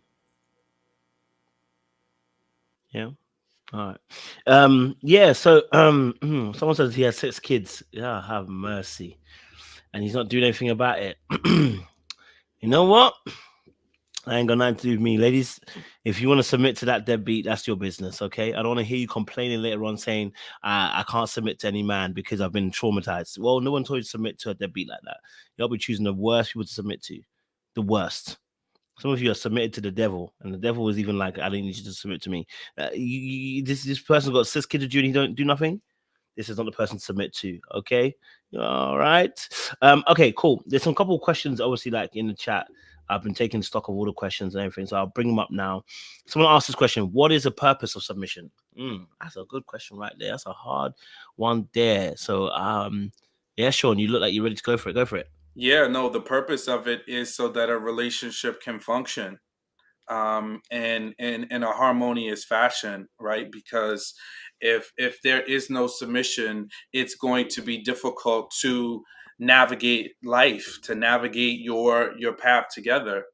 And without that, you're going to have chaos, because if we don't have a way built in that if this takes place, who's making the final call, and do we trust in each other enough to make those critical life decisions, it's going to be very difficult. We're just going to be on a merry-go-round.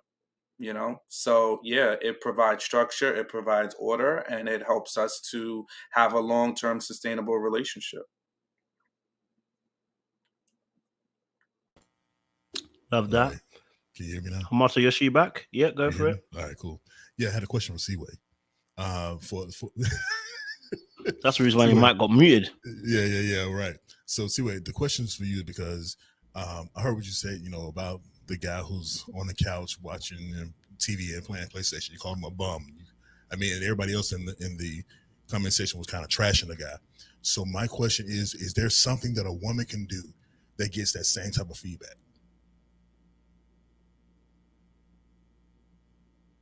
I think I kind of gave an example of it, but people may not call her a bum. Okay. But I don't think people call women bums in the same way. But I'm trying to think of an equivalent that.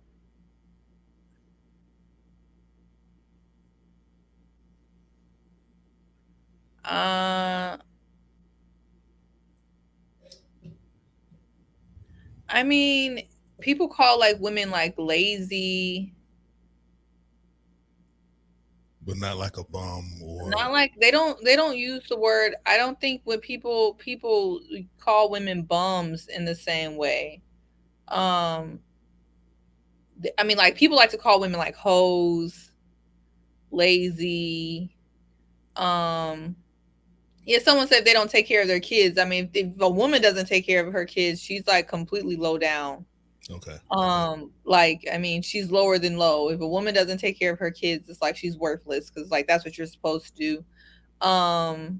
Yeah, but like I do know men do comment about this, like, oh, if you don't take care, if you're not cooking, if you're not helping out around the house, if you don't have sex with them when they want to, they'll, just say like you're like worthless. You don't have, you kind of don't have a point. Yeah. Yeah, I appreciate that, Siwa, because I wanted an example. That I think that's a perfect example you gave, like a woman who doesn't take care of her kids, don't care about the well-being of their kids, something like that. So I get what you're saying with that. In that situation where this guy's playing the PlayStation, it's tough. I mean, anybody on the outside looking in is going to say the same thing, that you guys are saying, a bum, dusty, not doing this, not doing that. There's a lot of women who, like you said, just want to have a man in the house, just feel confident in having a man in the house and not really having a lot of confidence in themselves, possibly. But yeah, I think something is wrong with that picture. I think a wake up call needs to take place. But she said it was for 11 years, so the wake up call never took place. So that's unfortunate. I hear that. Siwe, what's your thoughts on this question? Purpose of submission. What's your thoughts on that? Oh, I really couldn't answer it any better than Sean. I think it's Okay. like Sean said, it's for the relationship to function. Yeah. Hamato Yoshi, purpose of submission. Oh yeah, the purpose of submission is to be helpful. Excuse me, to be helpful to your spouse. To be an asset to your spouse, not a liability. So I think that that's something that is not looked upon as it should be when submission is that people think it's just all about them and it's about each other. So I do think it's about each other. All right, cool. Another question here. Let's talk about what a good provider is, since that's also part of the equation of the conversation. What is a good provider? What is a good provider? What's your thoughts to what a good provider is? Who wants to take this on? Hamato, Yoshi, your mic's still open, so you can still go again. Yeah, because I think I touched on it earlier when I said a partner who understands your wants and needs and is doing his part or her part to provide you with those wants and needs. I think that's a good provider. A provider does not necessarily mean someone who provides 100% of your needs, 100% of your wants, because you should have goals that you want to obtain on a personal level. So I'm not looking for someone that wants me to swoop down, come in, and just take care of everything in their world for them. You have to have some sort of responsibility that keeps you human, that keeps you humble. So I think there's some importance there. But me understanding my partner, me being willing to understand, wanting to know my partner in a sense of how I can be there to help influence her life in a positive way. That's what me being a provider is. I love that. Good pause there. Sean, what's your thoughts this? What is a good provider? So for me, I believe that's somebody that works hard at their craft, whatever that may be, right? I think it's somebody that puts the needs of his family and his household before his own. Somebody that is future thinking and planning from a financial aspect. Somebody that is thoughtful in in the way he spends his money. adding on to, obviously the other things that Corey shared, but I think those are some things that stand out for me. Cool, I like it. Okay, cool. Well Can we done. get a follow-up? Oh, sorry, Siwe. Huh? I'm sorry. Can I do a follow-up for Sean real quick? I'm Yeah. gonna let you see what I didn't want to do that. That's right. Hey, Sean, Cool. would you say that that being a provider is one way, or do you think it's two-way? Because you made some notes there. I'm just curious what you think about that. If I think it's one way or two way, you said? Yeah, being a provider. Do you think it's 100% the man providing for the wife, or do you think the wife also provides to the man? I mean, I do think that financially the man should be the main provider, right? I know we're in 2022, so many women do work, and that does contribute to the provision of the household. So yes, there are scenarios that it plays out where it is flipped. I don't know if I could work in those. Maybe that's a part of my pride that still needs to, die. But I think the man should be the main provider in the household. I do. Cool. Appreciate it. Siwe, what's your thoughts to what a good provider is? I think outside of what everyone said, just a man that's always thinking of what he can do for his family and how he can show up for his family. Because it's not just money. Like when a daughter or a wife knows, like, if we're moving, my husband's gonna be there. If my tire is flat or if I have an emergency, like he's always gonna show up and be there and provide. Not just with money, but also, just a man that's not stingy with his family. That's what I think of as a provider. Like he's always thinking about what he can do for his family, to better the family. No one wants a stingy man. Okay, I love that. All right, cool. Thank you very much. Let's go on to the next question. Question here is: does that tug of war happen more in our marriages or in dating, which stops us from getting married? I'm guessing the tug of war about submission. Does the tug of war happen more in our marriages or in dating, which stops us from getting married? Well, I've never been married, so I can't say 100%. But sorry again. Maybe Sean and Siwe can kind of give us a bit more better perspective. Is there a tug of war that happens more in the marriage than it does in the dating? Siwe, what's your thoughts on this? I was gonna say I would probably wonder what Sean thinks, but I think some of that tug of war to me happens more in the onset in dating. Kind of I've only had these issues when I was dating people. Like, you need to do this, you need to do that, especially because I think a lot of men are have that Elijah factor where they mean well, maybe, but they're just repeating things that they've seen on TV or that they heard. And a lot of times, some men, for example, will be saying, you need to do this, you need to do that, because that's the only example that they have. And a lot of times when you're dating, you're just trying to mimic what you think people are supposed to be doing. By the time you get married, as you kind of see again with their relationship, you kind of settle in and you figure out that it's not about this stuff, like the things that you think you're supposed to be doing. You settle into a rhythm, you show up for each other the way you need, and that's what it is. I feel like when you get married, you got bigger fish to fry than who's cooking, who's cleaning, stuff like that. So that's just my opinion. Appreciate it, Siwe. Sean, what's your thoughts on this? Does tug of war happen more in our marriages or in a dating? I think it happens in both.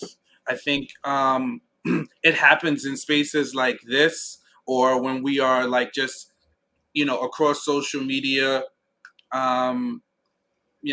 channels where we're just talking about relationships and the contention happens, and not necessarily your channel, but like just in general, when we start to have these discussions about who does what, it starts to bring on those feelings. And then I think it plays out in our relationship. And then that, because it's a general sentiment of how people feel, it is a touching point. It also shows up in marriages. It did, and I had experiences even in my own marriage of certain conversations that took place in certain debates and discussions. And I've, had conversations with other couples. And one of the things that those couples, even married ones, have said, good, solid married couples will tell you, don't compare, or, don't start to look at, because that sometimes spurns little, you go out on a couple's date and people start talking about what they do at home. And then you come home and you're like, well, you don't do that. Or this one does that, and I want you to do this. And that can be the seed of contention in a relationship. So I definitely think it can set in there. But you see solid couples, they do what works for them. And it sounds easy, but you really got to fortify yourself in that way to do what works for you. You start that comparison, you just asking the devil to come in there and just wreak havoc, because it just plays with your mind. So that's my thought. Good points. Good points. Yeah, I like that. Okay. Another question. There's quite a few on the here. Someone said, "Oh, we already answered that question, so we can answer." Sing, Pray, Love said it wasn't tug of war; it was war in her marriage. If you're getting like that, I can't lie to you. If you get that, yep. Let's see. So I should understand what he's saying. What does submission mean to you? Is packing your bags? No, we've already answered those. Okay, so I think we answered the majority of these questions in you guys' chat. I just want to find one that's different. It's not more of an analogy rather than question. If you're driving with someone and every time they get into your car, they're questioning your driving, would you feel like they don't trust your ability? So let me ask this to the men specifically. Has there ever been a time where you felt I didn't even finish and Sean started shaking their head? Has there been a time for you as a man where you felt like this scenario that's been said, maybe not necessarily the scenario, but the energy, the scenario, the type of thing that's happened here? Has this happened to you, and what was your experience, and how did you feel? How did you deal with this kind of scenario? I can say straight on, and that's why you saw that visceral reaction from me. It was when I was younger. I was in my 20s, and it was one of my female friends, right? Now, I've lived in New York. I'm a typical New Yorker.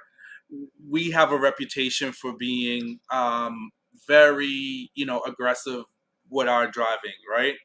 I call it defensive driving. Some may say a little different, but I've learned to, later, in my adulthood to just kind of take it easy. But at this time, I used to have this this female friend, and whenever I would go pick her up, she just always would have something to say about my driving.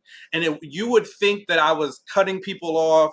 You would think I was like dipping in and out of lanes, which I've been known to do, but just not with her in the car, right?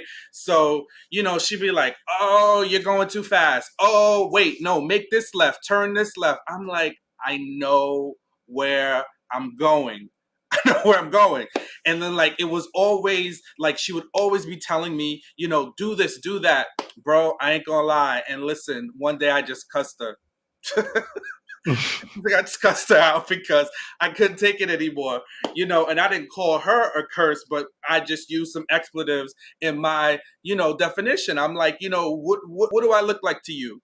We've never been in a car accident. I've never had a major car accident. Like, why are you doing this to me? So that, Lisa putting that on the screen it is so irking. And listen, I don't want to make it a man-woman thing, yes, but as men, that just Like, I hate a backseat driver. I hate somebody that's gonna get, then you drive, or just please be silent. But the telling me what to do, telling me what maneuvers to make, where to go, how to go, I was like, nah. And I'm usually, you know, calm, peaceably amongst my friends, right? You know, y'all see me turn up sometime on the YouTube streets, but usually I'm a right here kind of guy. But after like a year or two of that, I was like, yeah, I was like, you just mistaken me for an a-hole, you know? And I can remember this. This is over 10 years ago. And I was like, you mistaken me for an a-hole because this is what we're not going to do. And we had quiet rides together for the rest of our friendship because it was enough. So yeah, no, that can be the destruction of relationships. And yes, there's some things as men that we need to work on, but that's something like a woman, like I would say, please, if you are nitpicking your dude to death, stop. Like, stop. It picks he might not say anything, but it chips away at us in such a way. Like, there's a way to do it. And if you don't like something, if it's that problematic to you, find a way to talk about it. But you got to be ginger. If you're going to keep tap, yeah, that's a no-go. I hear you on that. Hamato Yoshi, same question goes to you. You ever felt that overcritical spirit, they might say? Oh yeah. So when driving though, not so much of how I drive, but more so about the direction I'm going in. You know, why am I going this way instead of going another way? The other way would have been faster than me going the way I wanted to go. Something like that, yeah. But you know, mostly I get it, you know, day-to-day things like life type of things, you know, because a lot of women they've done things on their own for so long, so it's hard for them to accept or to see someone else can do it too. You know what I'm saying? So for me, yeah, but in the driving, yeah, that's about as big as it is for me. Is going the right direction. If I'm not going the direction you want to go in, then it's a problem.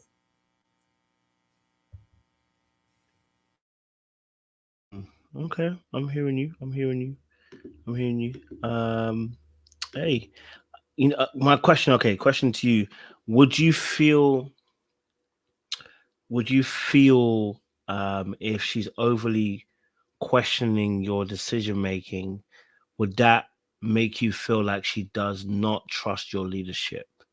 Just a general question, like in terms of that.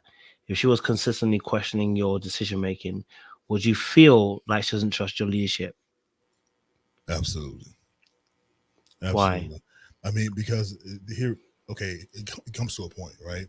Like if we have a conversation and I'm digging into you and you know understanding your past, what you've done, the things you've accomplished, and okay, it's like, okay, I know you've been doing this by yourself for a while, so you know it's hard for you to trust a man to come in and do those things for you. I get that, but once that's been done, a conversation has been had. You know, hey, you know, I have to be able to do X, Y, and Z in some area in your life. I'm trying to make it easier for you or better for you in some area of your life. And you still giving me problems. Yeah, it's time I got to cut you loose because I'm not about the whole letting me be a man. I'm going to be a man. So I'm not going to go to you and say, you need to let me be a man. Nah, if I can't naturally be a man and without having to say those words, then it's time for me to exit out. But I have the conversation first because I understand that, you know, like I said, a lot of women have gone through things by themselves, done things by themselves. So I give a little grace when it comes to that, but it's very thin for me. Sean, love that, by the way. Hamato Yoshi, what's your thoughts on this? See, like that part there is when we're swinging the pendulum too far. Like you gotta be able to hear what we're saying. Nobody is saying sit there and be a mute. But there's a difference between nitpicking and managing somebody from a passenger seat.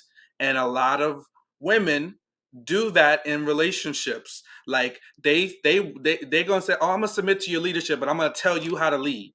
And I've even heard mothers tell it to the father, and the mothers and fathers are different. Right now, again, if If a father is doing something reckless with the child and needs direction, I get it. But if a father is reprimanding his child in a particular way that is different than the way the mother would approach it, a lot of times they're stepping in and they're saying, well, I wouldn't do that and you should have said this. It's like, yo, fall back a little bit and just let me do me, just like you do you. And you may think your way is the way, but guess what? There's two different people. And that's why it's the beauty and the harmony of a man and a woman raising a child together, because they're both bringing two different things to that parenting relationship. So that's my point. The same way with this driving thing.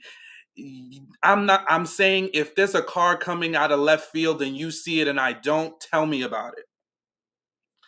But if every time we get in the car, you telling me, no, you need to make a right. You should have made a left. Why are you going this way? I don't like when you do that. Don't do this. No, don't do that. Yes, you do need to be quiet in that moment because you are going to aggravate the person. So nobody's saying sit there and just namaste all day. But sometimes you need to sit on your hands because it's too much and that gets to be aggravating and nagging. So there's my point. But listen, I am a different person today. Seaway, you've been in the car with me, right? Many times in New York. Am I reckless? Tell me. Be honest. No, you weren't reckless. I also didn't know where we were going. So I think it's really easy to passenger seat drive when you know where you're supposed to go and where people are supposed to be going, and they're not doing that. But you're not reckless, but I'm not very easily scared, though. So I'm not a good person to ask. We're going to ask Mark. Mark, put it in the chat. I don't think you're reckless, but y'all are killing me. I feel like y'all do want us to be a mute. It is very hard to watch bad decisions being made and not say nothing. I'm just going to say that. I'm going to leave it alone. So don't stop there. Go on. No, go on, CI. Dig that grave. Go on. No, I'm just saying it's hard.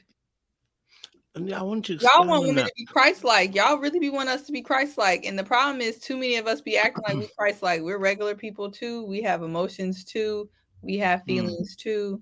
It is hard sometimes to be quiet. I do understand what you're saying. It's a way to do everything. I think the older you get, the older you realize it's the way you do things really helps. And you know, I think Corey said it. I didn't agree with cutting her off so quickly, but I do agree that it is very hard to transition from driving yourself, doing everything for yourself, to being in a passenger seat, because God forbid you drive and your man is in the passenger seat, then you emasculating him. It is very hard to just to adjust to people doing things that it may not be wrong. It's just different than way you would do them. It's hard. It's hard. So, you know, you got to have grace for the adjustment period. That's all I'm saying. Because you do have to pick your battles about what you're going to scream about. You can't be screaming every single time a right was made when you would make a left. But that car can cause a lot of conflict because everyone wants to do things the way they want to do it. And it's hard. So some of y'all need to be delivered. Okay, so you got that righteous, judgmental spirit in you. Y'all want us to then need to be casted out.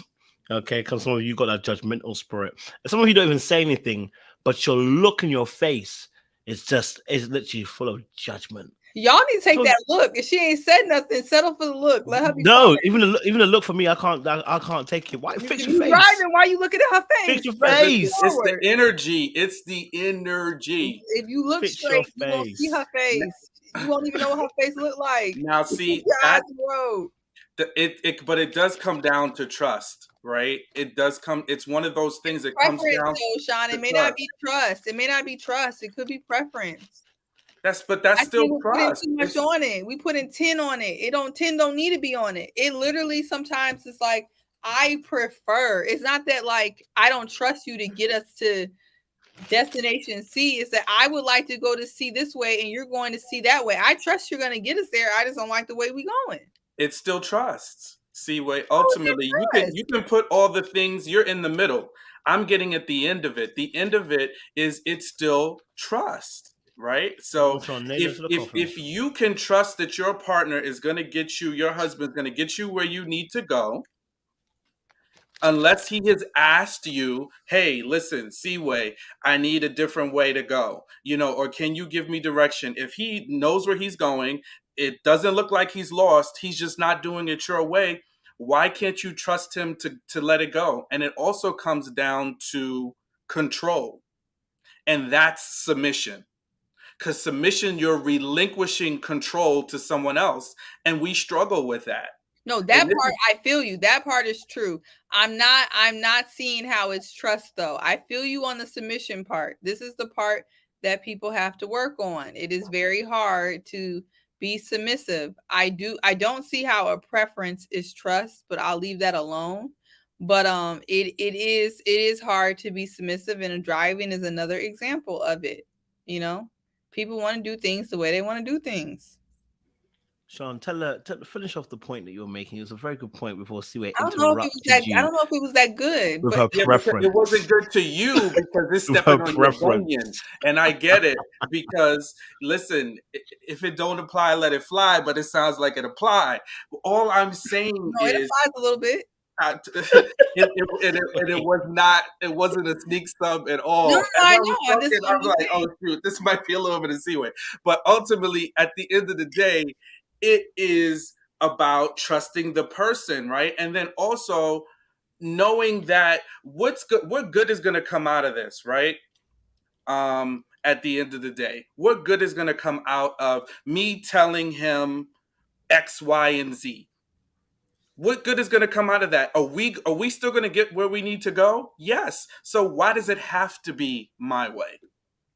Why? Yeah, and I think that's where people really struggle in that part. And that's what it tears up relationships, because we in our own way, we get in our own ways. And I say we, because there's things that men do in the same token. We happen to be talking about the male-female dynamic here when it comes to driving. But I'm sure, and I know there's things that men need to relent from as well. This is one of those things where sometimes it's like, if you know all you're doing is chipping away, it's not helping, right? It's not helping. And again, I'm not saying like, if you see somebody coming up on my right and it's my blind spot and I'm not looking and you're like, oh, Sean, watch out. I'm not pissed off. Come on now, let's not be ridiculous, right? I'm talking about that. What are you doing? Don't do this. Make that turn here. Oh, you're getting on my nerves again. Like that. You are whittling away at the person, and that's the stuff that I'm talking about. So I don't want us to get sidetracked and talking about, oh, well, cars are dangerous and it's a dangerous world and I could see something you don't. No, nobody's saying if you see somebody coming at me and I just am missing it, I want your help. I want you to say something. But if you just poking and trying to run the show and you just would rather be the one driving and it comes out in your attitude, that's the part that needs to go away, right? Because why can't she drive? Why can't she drive if driving is something that really matters? What does it really matter? Oh, I never said a woman couldn't drive ever, but why do you need to drive is the bigger point. Like, and that comes back to the control and the submission.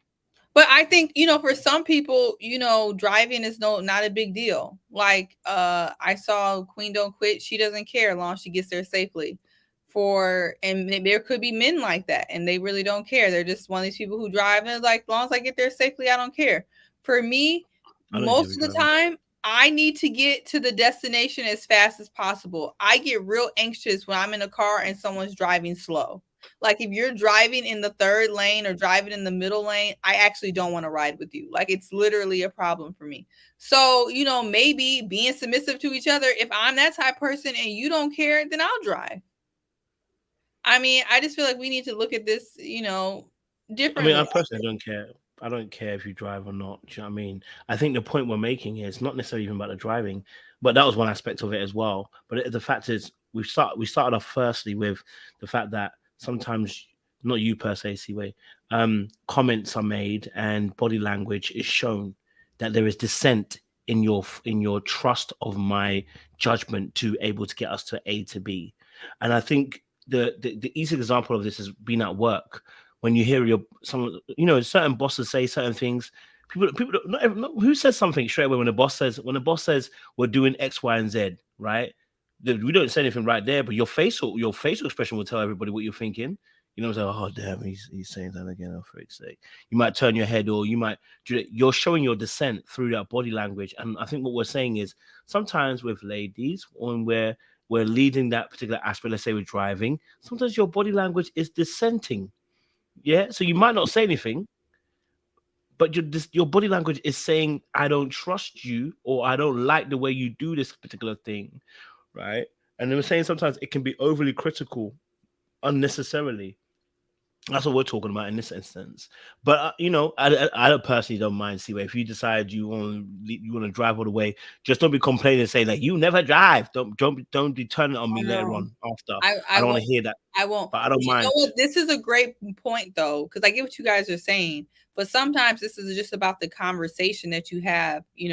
Because for me, I am very particular about the way I like to drive, and when you have that conversation, you're able to say like, hey, let's say if I'm going to work, like I really need to be out. I like to try to get to work as quick as possible. And then you have that conversation, and then you kind of get out the issues of you guys driving together, and you don't have that nitpicking stuff. I'm just saying, I don't want women to take away that whatever the man does, you sit in the front seat and be a mute. Like there's ways to not be combative and argumentative and frustrating the purpose of driving, but also if there's things that would make your driving experience better, you can also voice that when it's appropriate. Because I don't think long term not being able to voice grievances that are continual is healthy. You should always feel like you have a voice, but there's a time and place and a way not to emasculate. And I do agree with that. I hear you on that. Yeah, we don't want that to happen. I agree. Well, in 2022, ain't no woman walking around here being silent outside of Jazzy, maybe with Cam Newton. So there ain't no way. Ain't nobody sitting there being quiet. Period, Pooh. It's not happening. So don't go spinning it all the way over there. But I just think sometimes, and that's for all of us in relationships.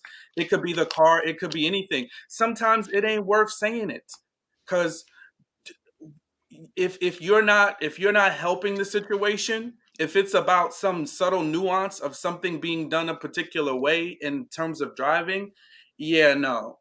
You want to tell me how to please you in the bedroom, something that I need to do better? Yeah, use your voice there.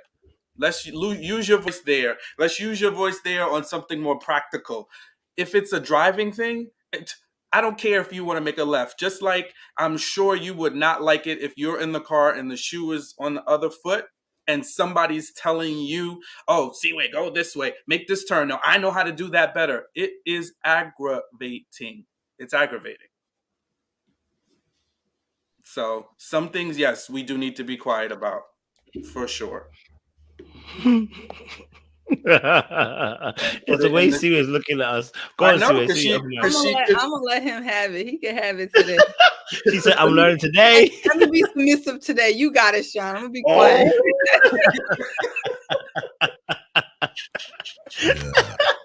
I'm gonna take it and shut up. I'm gonna submit right back to you. Y'all going in? I've never had that problem. Like, I know you guys said it's 2022, and women are gonna say what they're gonna say when you drive. I don't get that. I don't know why. Maybe because I drive the way I'm supposed to drive or whatever. But I never really get the speed thing. Like you're not driving fast enough, or you're doing this, that, the other. But the only thing I've gotten is just that wrong turn where I wasn't going the way she wanted to go. But that's not an everyday. Every time we're in a car together situation, it might be like a one or two off. So I don't know. I guess my experience is a little bit different. I don't know, guys. I need y'all like to stop getting in the car and don't turn your GPS on. Like, don't just start driving. Turn on your GPS and know where you're going. That honestly would cut down on so many arguments. If you just know where you're going, just know where you're going. That's a side note. If you don't know where you're going, put your GPS on. Don't be winging it at our expense and want us to be quiet. That's all I'm saying. Just know where you're going. That's a fair point. That's a fair I think that's not too much to ask. So you say even if we know where we're going, you need the GPS going. No. If you know where you're going, that's fine. You know what I'm saying? Like, but I'm saying a lot of times, men just, a lot of women, we're not gonna get in a car and not turn our GPS on. We gonna know where we're going at all times. Men will get in the car and just start driving. That stuff is crazy. And then you're going the wrong way. And then we got to be like, where are you going? Oh, I thought it was this way. Well, you didn't put your GPS on. You don't know where you're going. And then it's like, that's crazy. Just put on your GPS. So if you don't know where you're going. So I don't you were submitting. What happened to the submission? I'm not submitting you all. Go the whole way wrong in silence. Yeah, exactly. She done picked it back up and started with a whole new topic. No, I just had a separate ask. I just had a separate ask. Yeah, I'll be quiet. I'm just saying I'll be quiet. All interconnected. Yeah, I'm gonna be quiet. I'm still submitting. I just want to submit to you with your GPS on. Just turn your GPS. It's okay because that's you. You gonna be you. Ain't no submitting with you. I'm gonna submit. Just put on your GPS if you don't know. I agree with that. We asked. They said submit to your effing GPS. Okay. So we know where we're going. Listen, me and Waze are best friends. So I love it. Like, this is not MapQuest days no more. We have too many reasons not to be lost. So let's just. Maybe he's planning a romantic dinner for you. You don't know that lost place is going to. Enjoy the ride while you go past the interstate. As you're headed to a new state. Terry Taylor said, no, that's what I do. That's exactly what I do. I be putting my phone on. I turn it all the way down. Like how I do in the Uber. When I don't trust them, I put the directions in my phone, turn it all the way down, and direct myself.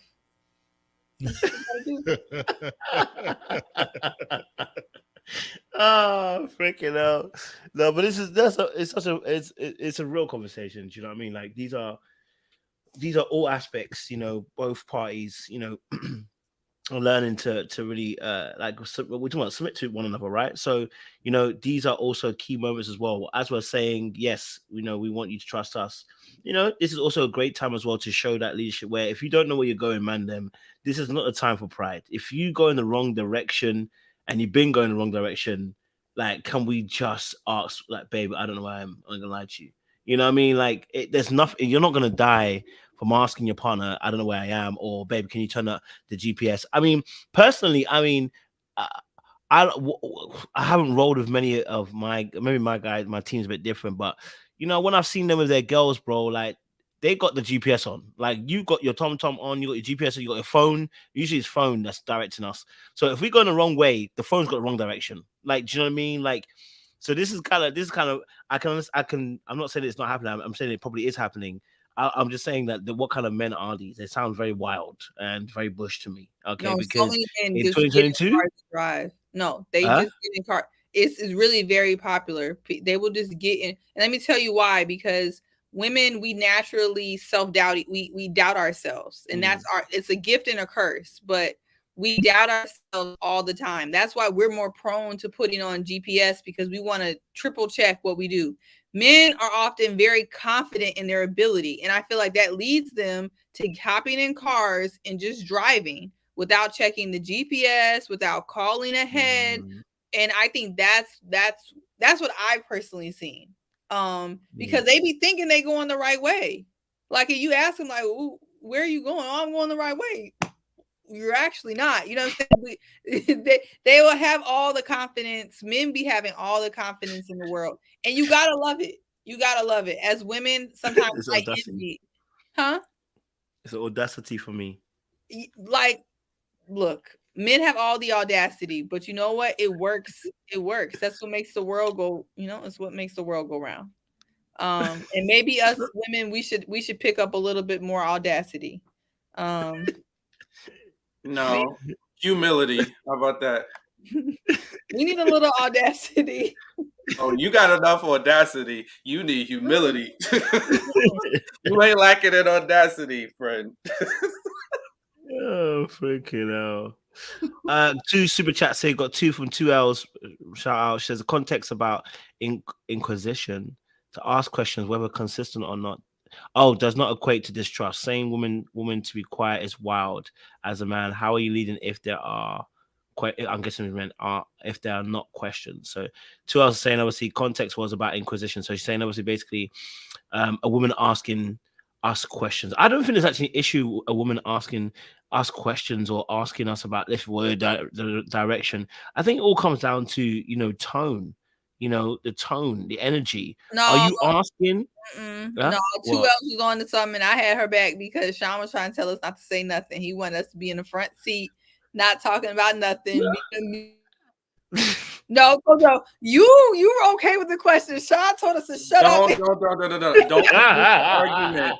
I was very, very clear on it being nitpicking. Don't try to reduce my argument. You will not lawyer me tonight.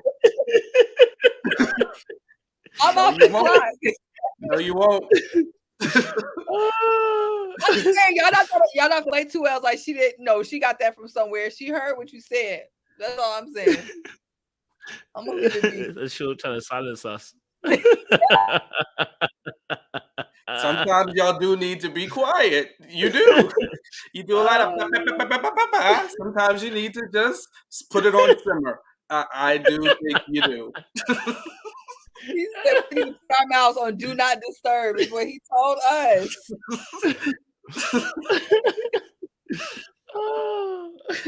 And listen, I had no issues in my 6-year marriage, 7-year relationship with my driving, by the way. So I think it's more of a metaphor for trust in relationships. That's what's getting me, excited and hyped, because it's more about the metaphor and the trust and the control and relenting control to me than it is what the aspects of driving.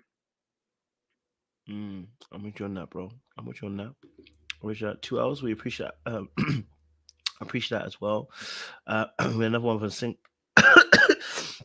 Sing Pray Love. Oh, the chips are actually hitting my throat. All right. It says, let's keep it a buck. Mama has a spirit of inferiority and thinks her works will give her heaven. But it's by grace and love, baby, and she isn't being treated like the church. I'm going to ask for context about that. Sing, pray, love. Give us some context. My eyes are watering. I probably can't see straight. So give us some context to what you mean here, just so I can understand what you're saying. My throat is hurting. Okay. All right. So there's one more question I want to bring to the table. Let's see. That's done. You guys have done that question. You've done that question. I think you guys have pretty much done the questions, I can't lie to you. I think you guys have answered questions. Is there any other questions you guys have in terms of submission that you would like to ask the other party? Maybe Steven wants to ask some man them, about submission, or maybe Sean or Hamato Yoshi wants to ask the ladies a question. What do you guys want to ask? Go for it, Steven. I do have a question. Maybe especially for you, Coach and Corey. When you see a woman like Jazzy, because I know I have my opinion from my woman's perspective. Yeah, please. But when you see a woman like Jazzy, who, she sees y'all, you're successful, so she's trying to nurse you back to health with her love, and she's doing everything for you, packing your bags, folding your clothes. Basically, if you say jump, she says how high. Does that want to invest in her long term? Is that something that you think would be like, hey, this is a woman that's going to marry? Or are you looking for someone who's more of a challenge? Because from my perspective, all of my friends that are married are nothing like that. And all of my friends that are not married are all like that. I'm friend. It seems like the men that are attracted to women like that, them, let them go, and don't marry them. But my bit more of a challenge, who got my spirit, a bit of a challenging spirit, also to be married. So I want to know from your perspective, is that a person you want to marry if they're loving in that way? Okay, good question. I'm after Yoshi. I'll answer after you. Yeah. So for me, it really had to be something personal. Like if she's doing exactly that for me, and that's my thing, then yes. But if she comes to me and she just starts doing this, thinking it's a cookie cutter situation where one shoe fits all, and thinking that's what I want when she hasn't gotten a chance to get to know me, then no. Like I want you to come in, learn who I am as a man, as your man, and then kind of work with me that way. Like I work with you that way. So I can't come into the relationship with you thinking that you're just like every other woman. You can't come in with me thinking like I'm just like every other man. So if that's something that I'm into, that's my vibe with, then yeah, that will be marriage material. But I prefer for her to come in and get to know me like directly who I am, and then work from there. Love that. For me, I probably wouldn't. I'll be attracted, but I don't know if I would be convinced to marry. Just because I like a bit more of a challenge. And obviously, but clearly, obviously, I'm not in a financial tax bracket, so she ain't submitting to me anyway. But you know, I don't want someone I can fold up like a piece of paper. It's a, you know, and I think there's a good line, a good healthy boundary line of somebody who just loves taking care of people, but has good boundaries and says, I know where my limits are and what I can and can't do. And this is someone who's just going all out, and you say jump, they say how high, like, you know what I'm saying? Like you say something wild and it's like, yeah. And you're like, what the frick? Like you just gonna do it? Like, yeah. And it's like, so you ain't gonna you ain't no bound, like having no boundaries is never really attractive to us as men, let's be honest. I think, oh sorry, but this food is coming back to bite me, boy. It really isn't necessarily for me anyway, not necessarily attractive. And I think a lot of guys will find it attractive in terms of playing, doing you dirty, you know, getting the goods off you, having you play wife and maid in the house, but never wifing you. You know what I mean? And it's because again, you have not set the parameters for that particular aspect for me to do so. Like men want women that respect themselves. Well, good men, I should say. Let me put it very correctly. Good men want women who respect themselves. You know, it doesn't necessarily have to be necessarily a challenge per se, but it does mean that, you know what, you have a good sense of self. You know what I mean? Like you're able to put up good boundaries for yourself because you have things you got to do. Your time is precious to you. You know, you want to do your own things at certain points in time. Like you're not going to always say yes to me. You're not always going to follow what I've said. You're not going to be a yes man. That's kind of scary for us.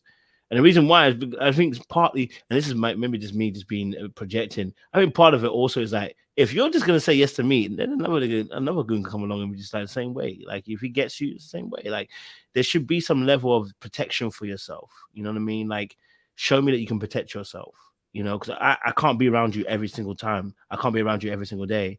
So, you know, having that easy nature sometimes can be, you can get easily taken advantage of. And I think for us as men as well, that maybe not be the most attractive thing per se to want to marry, but you'll definitely be attracted to want to smash and have her play wifey. That is for sure. We'll do that for you. But yeah, healthy boundaries are important, I would say. Yeah, that's what I noticed. I'm glad you reinforced that. I think boundaries is the best way to put it. It seems like the women with boundaries seem to attract men, because I think, like you said, good men like women with boundaries. What? Trey Mac, come on. So come get challenges for it. I would add to that though that for the friends that I know that are in marriages 8, 9, 10 years, their wives have a thread that is consistent, and there are elements of things that she, you know, that Jazzy was talking about, and it's that agreeability. It's that openness to compromise. And it's not like they sit on silent, but their go-to isn't to tell you about yourself. You know what I'm saying? Like if something is wrong, there's a gentleness about them and their approach that works well in the relationship, you know? So I think that part is a part that many modern women, like there's definitely like there's things modern men we need to work on in terms of consistency, in terms of, you know, us being present, us being upfront and honest. And I think for women, what I'm seeing in modern women as a whole, like that tact, as Felicia Cooper says it, that gentleness, that calmness about you, that that handles conflict in a way that shapes marriages, right? Because you can be married, but are you going to stay married? And the things that sustain marriage, that's one of those things. It's like, how do you resolve conflict? Are you gentle in your touch? Are you loving with your approach? Do you respect? Because that's also that biblical part about submission. Is there that respect factor there for your man? And that's the stuff that I think really solidifies marriages long term.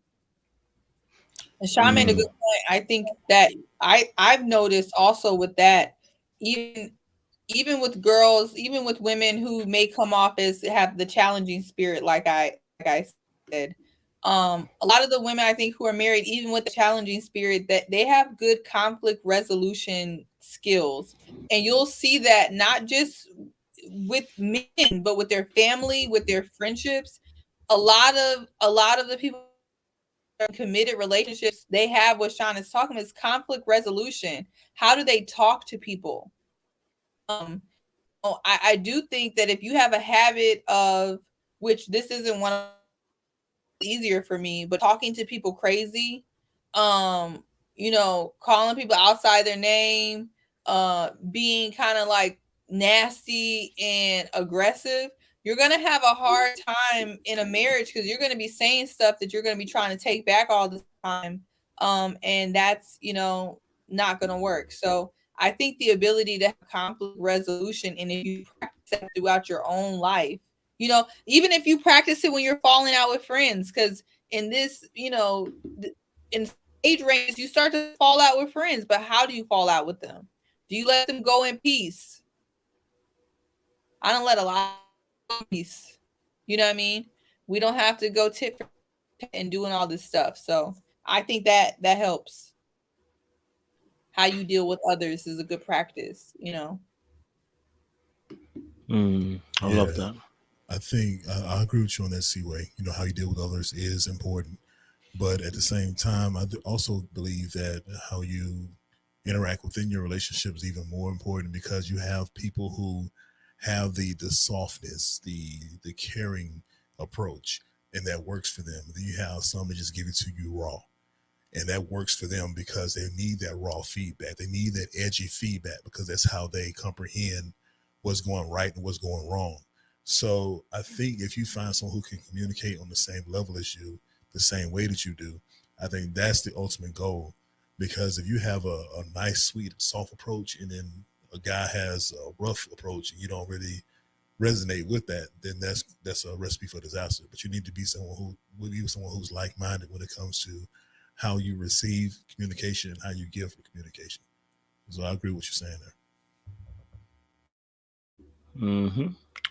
Definitely hearing you. And I think also with the Jazzy situation, I mean, not even Jazzy, but you, like you're saying, Seaway, I think that's a really key point, right? I think it's again about how you fight as well. So, you know, you can deal with somebody who is willing to go back and forth with you, but is also looking for resolution, right? Not just to bash you upside your head, right? Because that's where we don't want to have, right? That's what we're talking about. We don't mind a little fight and a tussle, so long as the fight and the tussle is going to lead to a resolution. In fact, that's even beautiful.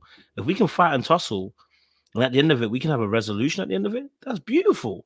You mean we can argue and you get your point across, I get my point across, nobody's offended by the fact we had a debate, or argument about the fact that you had a different opinion to my opinion, but we get to a resolution at the end, beautiful. You know what I'm saying? That's even lovely. It's when it's consistently not finding a resolution, or when solutions are even brought to the table, that's not good enough for the other party. You know what I mean? Because the real issue is, it's not about the solution. They just wanted to fight. They wanted to get their feelings across. They wanted to shout and to scream and to holler. That's completely different. So I definitely hear what you're saying as well in that way. See where as well, like, and I think you made a really good point. That the conflict resolution part is a key component in all of this. And I think going back to Jazzy's situation, how do I say this? Men find it very hard to respond to women that do not place a demand on them. There has to be some level of demand on a lot of us. You know what I'm saying? I hate to say it because some of y'all, your demand is pay all the rent and bills. But anyway, in all honesty, like without the demand, without there being there has to be some level of standard or demand from you that you require from me, because I'm an achiever. As men, we like to achieve things, and the achievement brings a recognition. It brings accolades. It brings value. It brings worth. You know what I mean? So it brings attention. So when then there is no seemingly standard, this is not for all men. I'm just saying in terms of the fact that for some men, then what can happen is we take you for granted. Very much so, like when you go into a shop, and if suddenly the Jordans are now for free, at first everyone will be saying that's amazing, right? Because Jordan have already built up a value for their brand. But if you go into if now Jordan had first started and it's zero, it doesn't mean anything. You go into a store, you can just pick it up and buy it. How much value would that trainer necessarily have at first? Maybe someone could build some value into it later on, but that person building value into it would sell it for a particular price. So without there being a demand, a value placed on what you're saying you're worth, is very difficult for us at times as well to really appreciate your worth. And I think I've said this several times before. What Jazzy's offering is saying, I'm worth $2,000, but then puts a sell price on of a $5.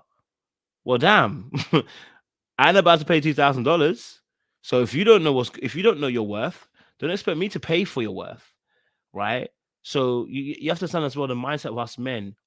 We are looking for, at points in time, if we're not ready for marriage per se, we're looking for freebies. Okay, freebies in sex, freebies in food, freebies in bills getting paid for us, freebies in clothes being given. Listen, if we can take you for a ride, we'll take you for a ride. Do you understand? Right? So there has to be a demand placed on us in order for us to respond to, in most cases. Now, a good man should just naturally just say, I can see your worth is 2,000 and I'll pay the 2,000. How many of you not going to a store and pay 2,000 for someone that's a $5? Y'all ain't doing it? It's never mind. So put the correct price tag on. That's what I want to say. Go and see way. I mean, that I see some of these young girls and women in general, they come on YouTube, they get on these platforms with men, and they just say whatever they think the men want to hear. And I just be ready to scream out. I'm like, y'all, that's not going to get you where you think it's going to get you. Like, men want you, they don't want you to be disagreeable and fussy and loud and yelling, but like, they respect women that have an opinion. And I think this channel, and I think even your subscribers who are here, I think they all practice disagreement. But this is not a channel where you have to, everyone agrees all the time. And I think disagreeing is accepted, and I think people do it for the most part respectfully. And I think me being able to be up here and I disagree with you guys about a lot of different stuff, but we're able to agree to disagree and go in love, and that's good practice. You know, we don't always like or you know, we don't always agree 100% about everything. And I think that's a helpful practice, because a lot of times people, as soon as something is said that you don't disagree with, people want to, you know, leave, run out, yell. They can't express themselves, you know, without it being like, oh, I'm never going to talk to you again. That's not healthy practice. I disagree with Sean all the time. and we can laugh about it later. I can be like, Kojo, look, where the facts? I'm feeling what you're saying. I do the same thing to Corey. But it's good practice, because that's what you do in a marriage. You're gonna have to be able to agree to disagree. I think your subscribers do that as well. I think we debate each other. We don't like it. We talk about it. We keep it moving. But you have to be able to set some boundaries and, respectfully. So. I think the thing with the whole Jazzy situation kind of works against her is because I believe there's some footage out there of her saying she would never submit to a man. And because that footage is out there, now it's a point of saying, okay, are you doing this just because it's Cam Newton? Are you doing it just because he has money? Or is this really who you are? Because people and that was change, recent right? too, Corey. That was recent video. Yeah. So the people can change, but I don't think that soon. So now that question mark is over her head. That she was speaking how she was speaking, which is, I mean, if you're a man who wants that from a woman, then that's what you want. But to do that just because it's not you, that's why I led with, you have to be who you are. If you're naturally submissive, that's what you should be. If you're a natural loving this person, then that's what you should be. But you shouldn't be a particular thing because you say, okay, that's what he wants, and I'm losing a piece of myself. Now, it's one thing to compromise with your partner. It's one thing to say, okay, I'm going to be giving. I'm going to be a helpmate to my partner because he wants this or she wants that. I'm going to be there for her in this way. That's one thing. But to lose a piece of yourself should never be what happens when you do that. You should always still be 100% yourself. And like you said, Kojo, you made a good point when you said, people don't want anyone to just walk over, So if a man tells a woman yes every single time, he is considered to be a yes man. There's a title for that. You can be considered lame for that. But you got to know when to say yes and when to say no. I mean, it's nothing wrong with saying no, but you want to be a type of partner that can provide your woman with what she wants, what she needs. But at the same time, spoiling her to a point will get you in trouble. We'll get you in trouble. Just straight up, we'll get you in trouble. So I think that's what we all have to look out for when we're starting a date, getting into these relationships, man. We have to understand our partner and, do what we can, but just don't give everything like to that point of you losing yourself.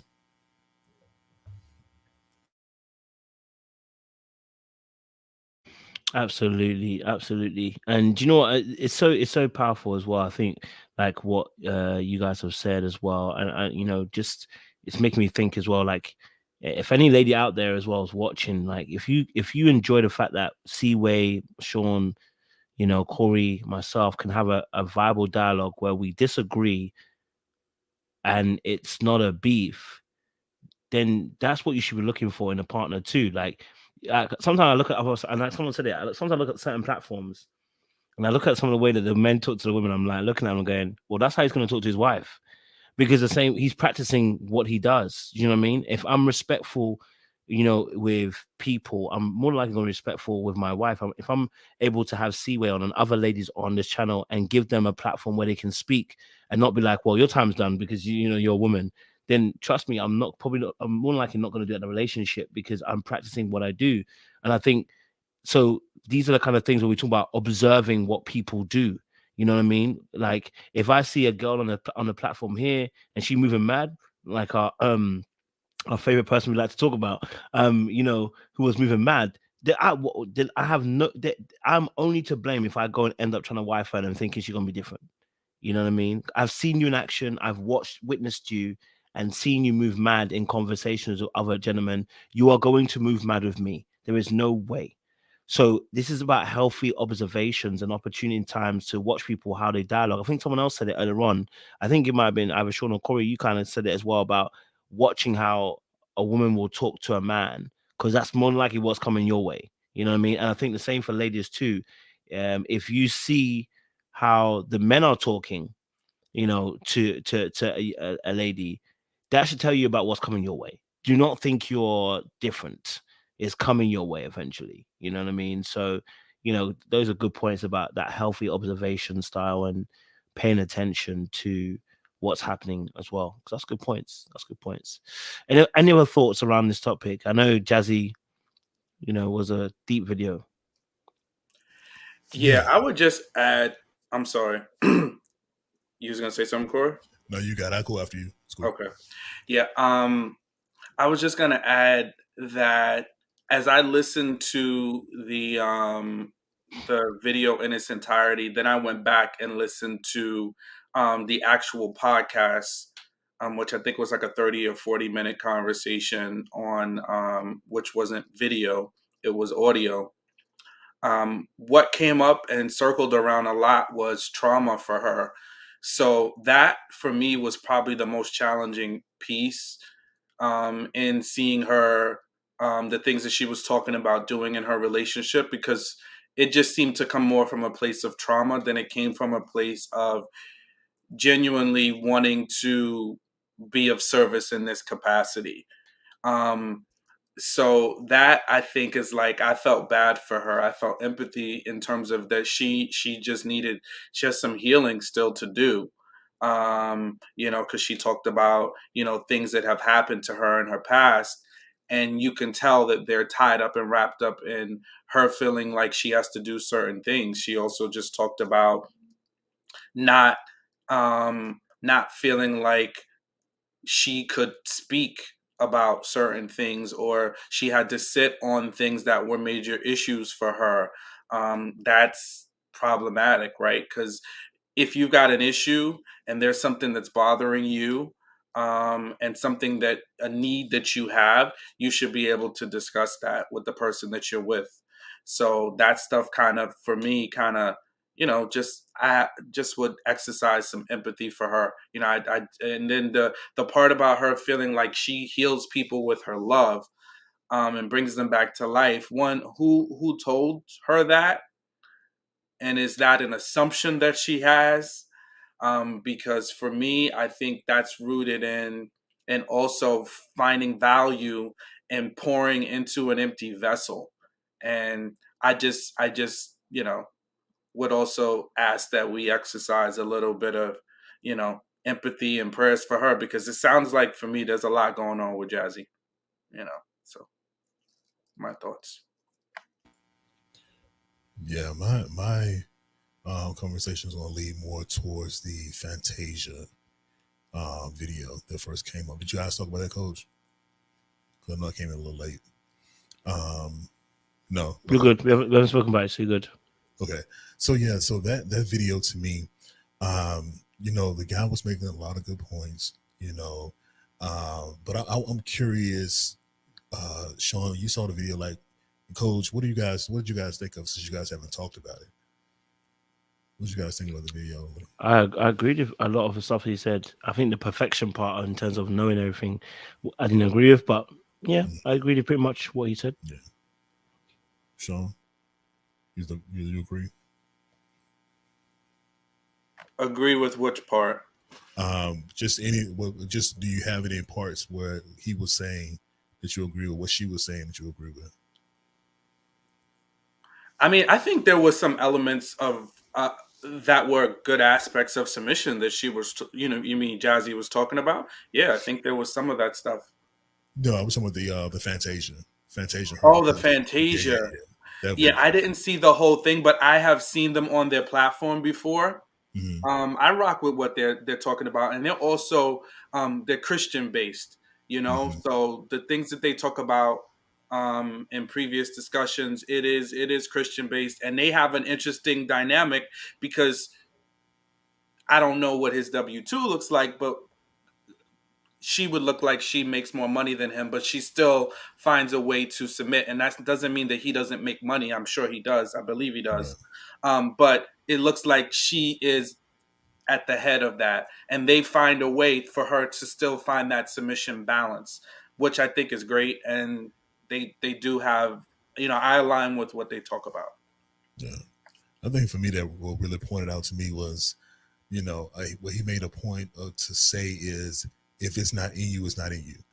You know, I know we talked about Jazzy on the women's part of it, but I think I want to talk about the men. You know, as a man, we want to be able to jump in and say we want to be leaders. We want our woman to submit to us and this, that, and the other. But if it's not in us to lead effectively, if we don't know how to communicate with our women, If we can't be their provider, we can't be there for them. We don't know how to do that. We don't know how to communicate. So if that's an issue, if we can't do that, then I think that is something that we should stop saying that we want to do. Stop saying that you want a woman that's going to allow you to lead, allow you to do this, allow you to do that. You should just, it should be an effortless experience. You being who you are as a man should have that woman to be submissive to you, to be one to have your back day in and day out. It's about who you are and what you bring to that table.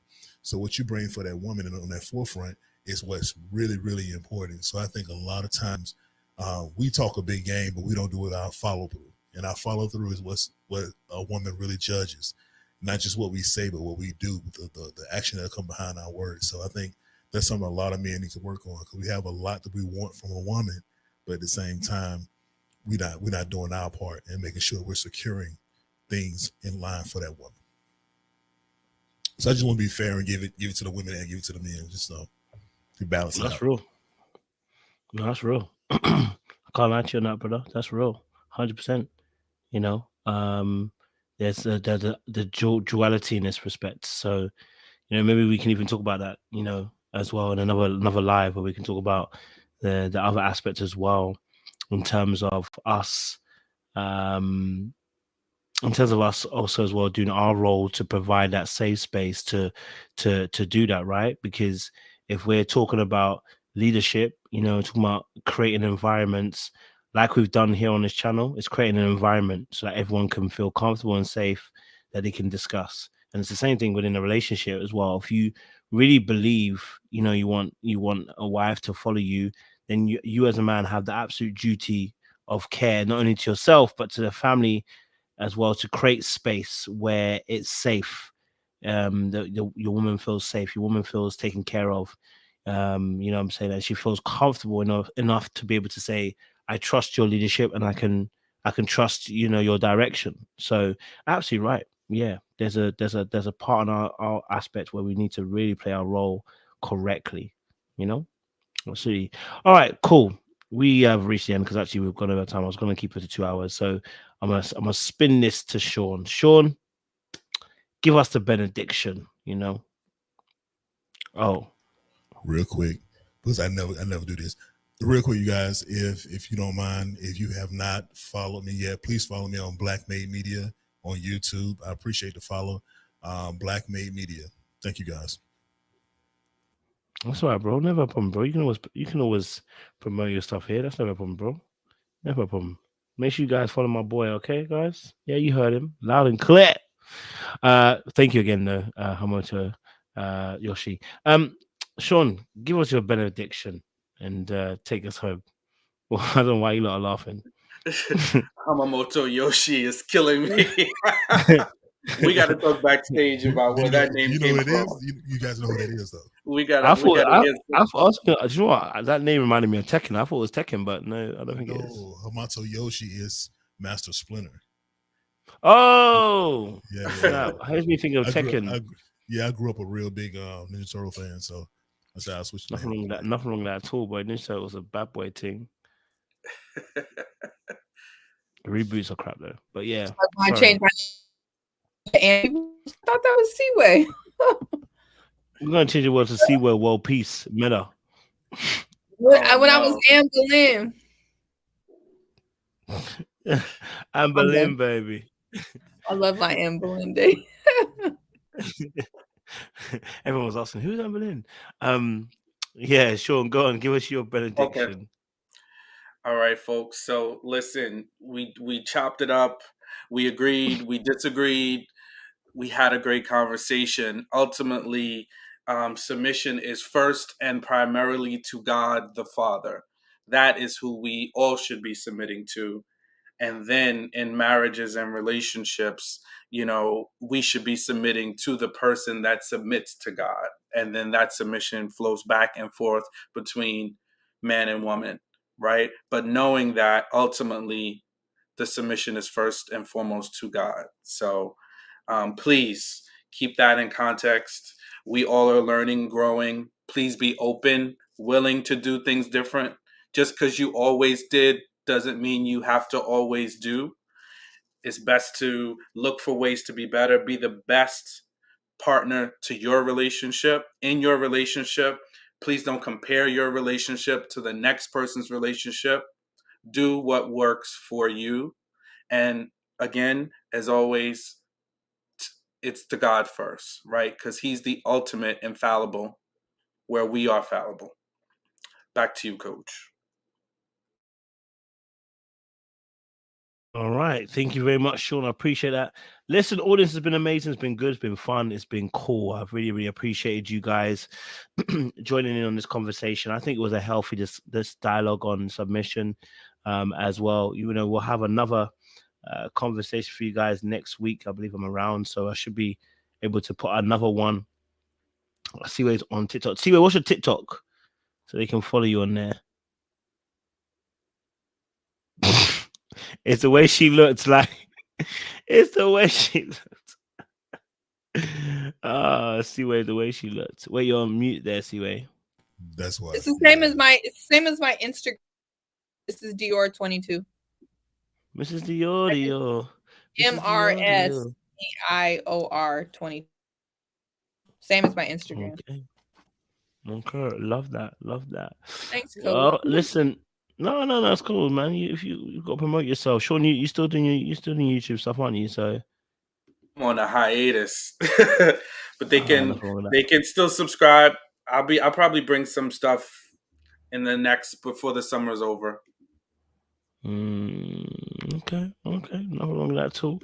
And then tomorrow morning, guys. Well, for you guys, it'll be tomorrow morning. It'll be 7 o'clock for you guys in the morning. Yes, early morning coffee chat. You know, your boy has pulled it off. Thanks to you guys after the live last night.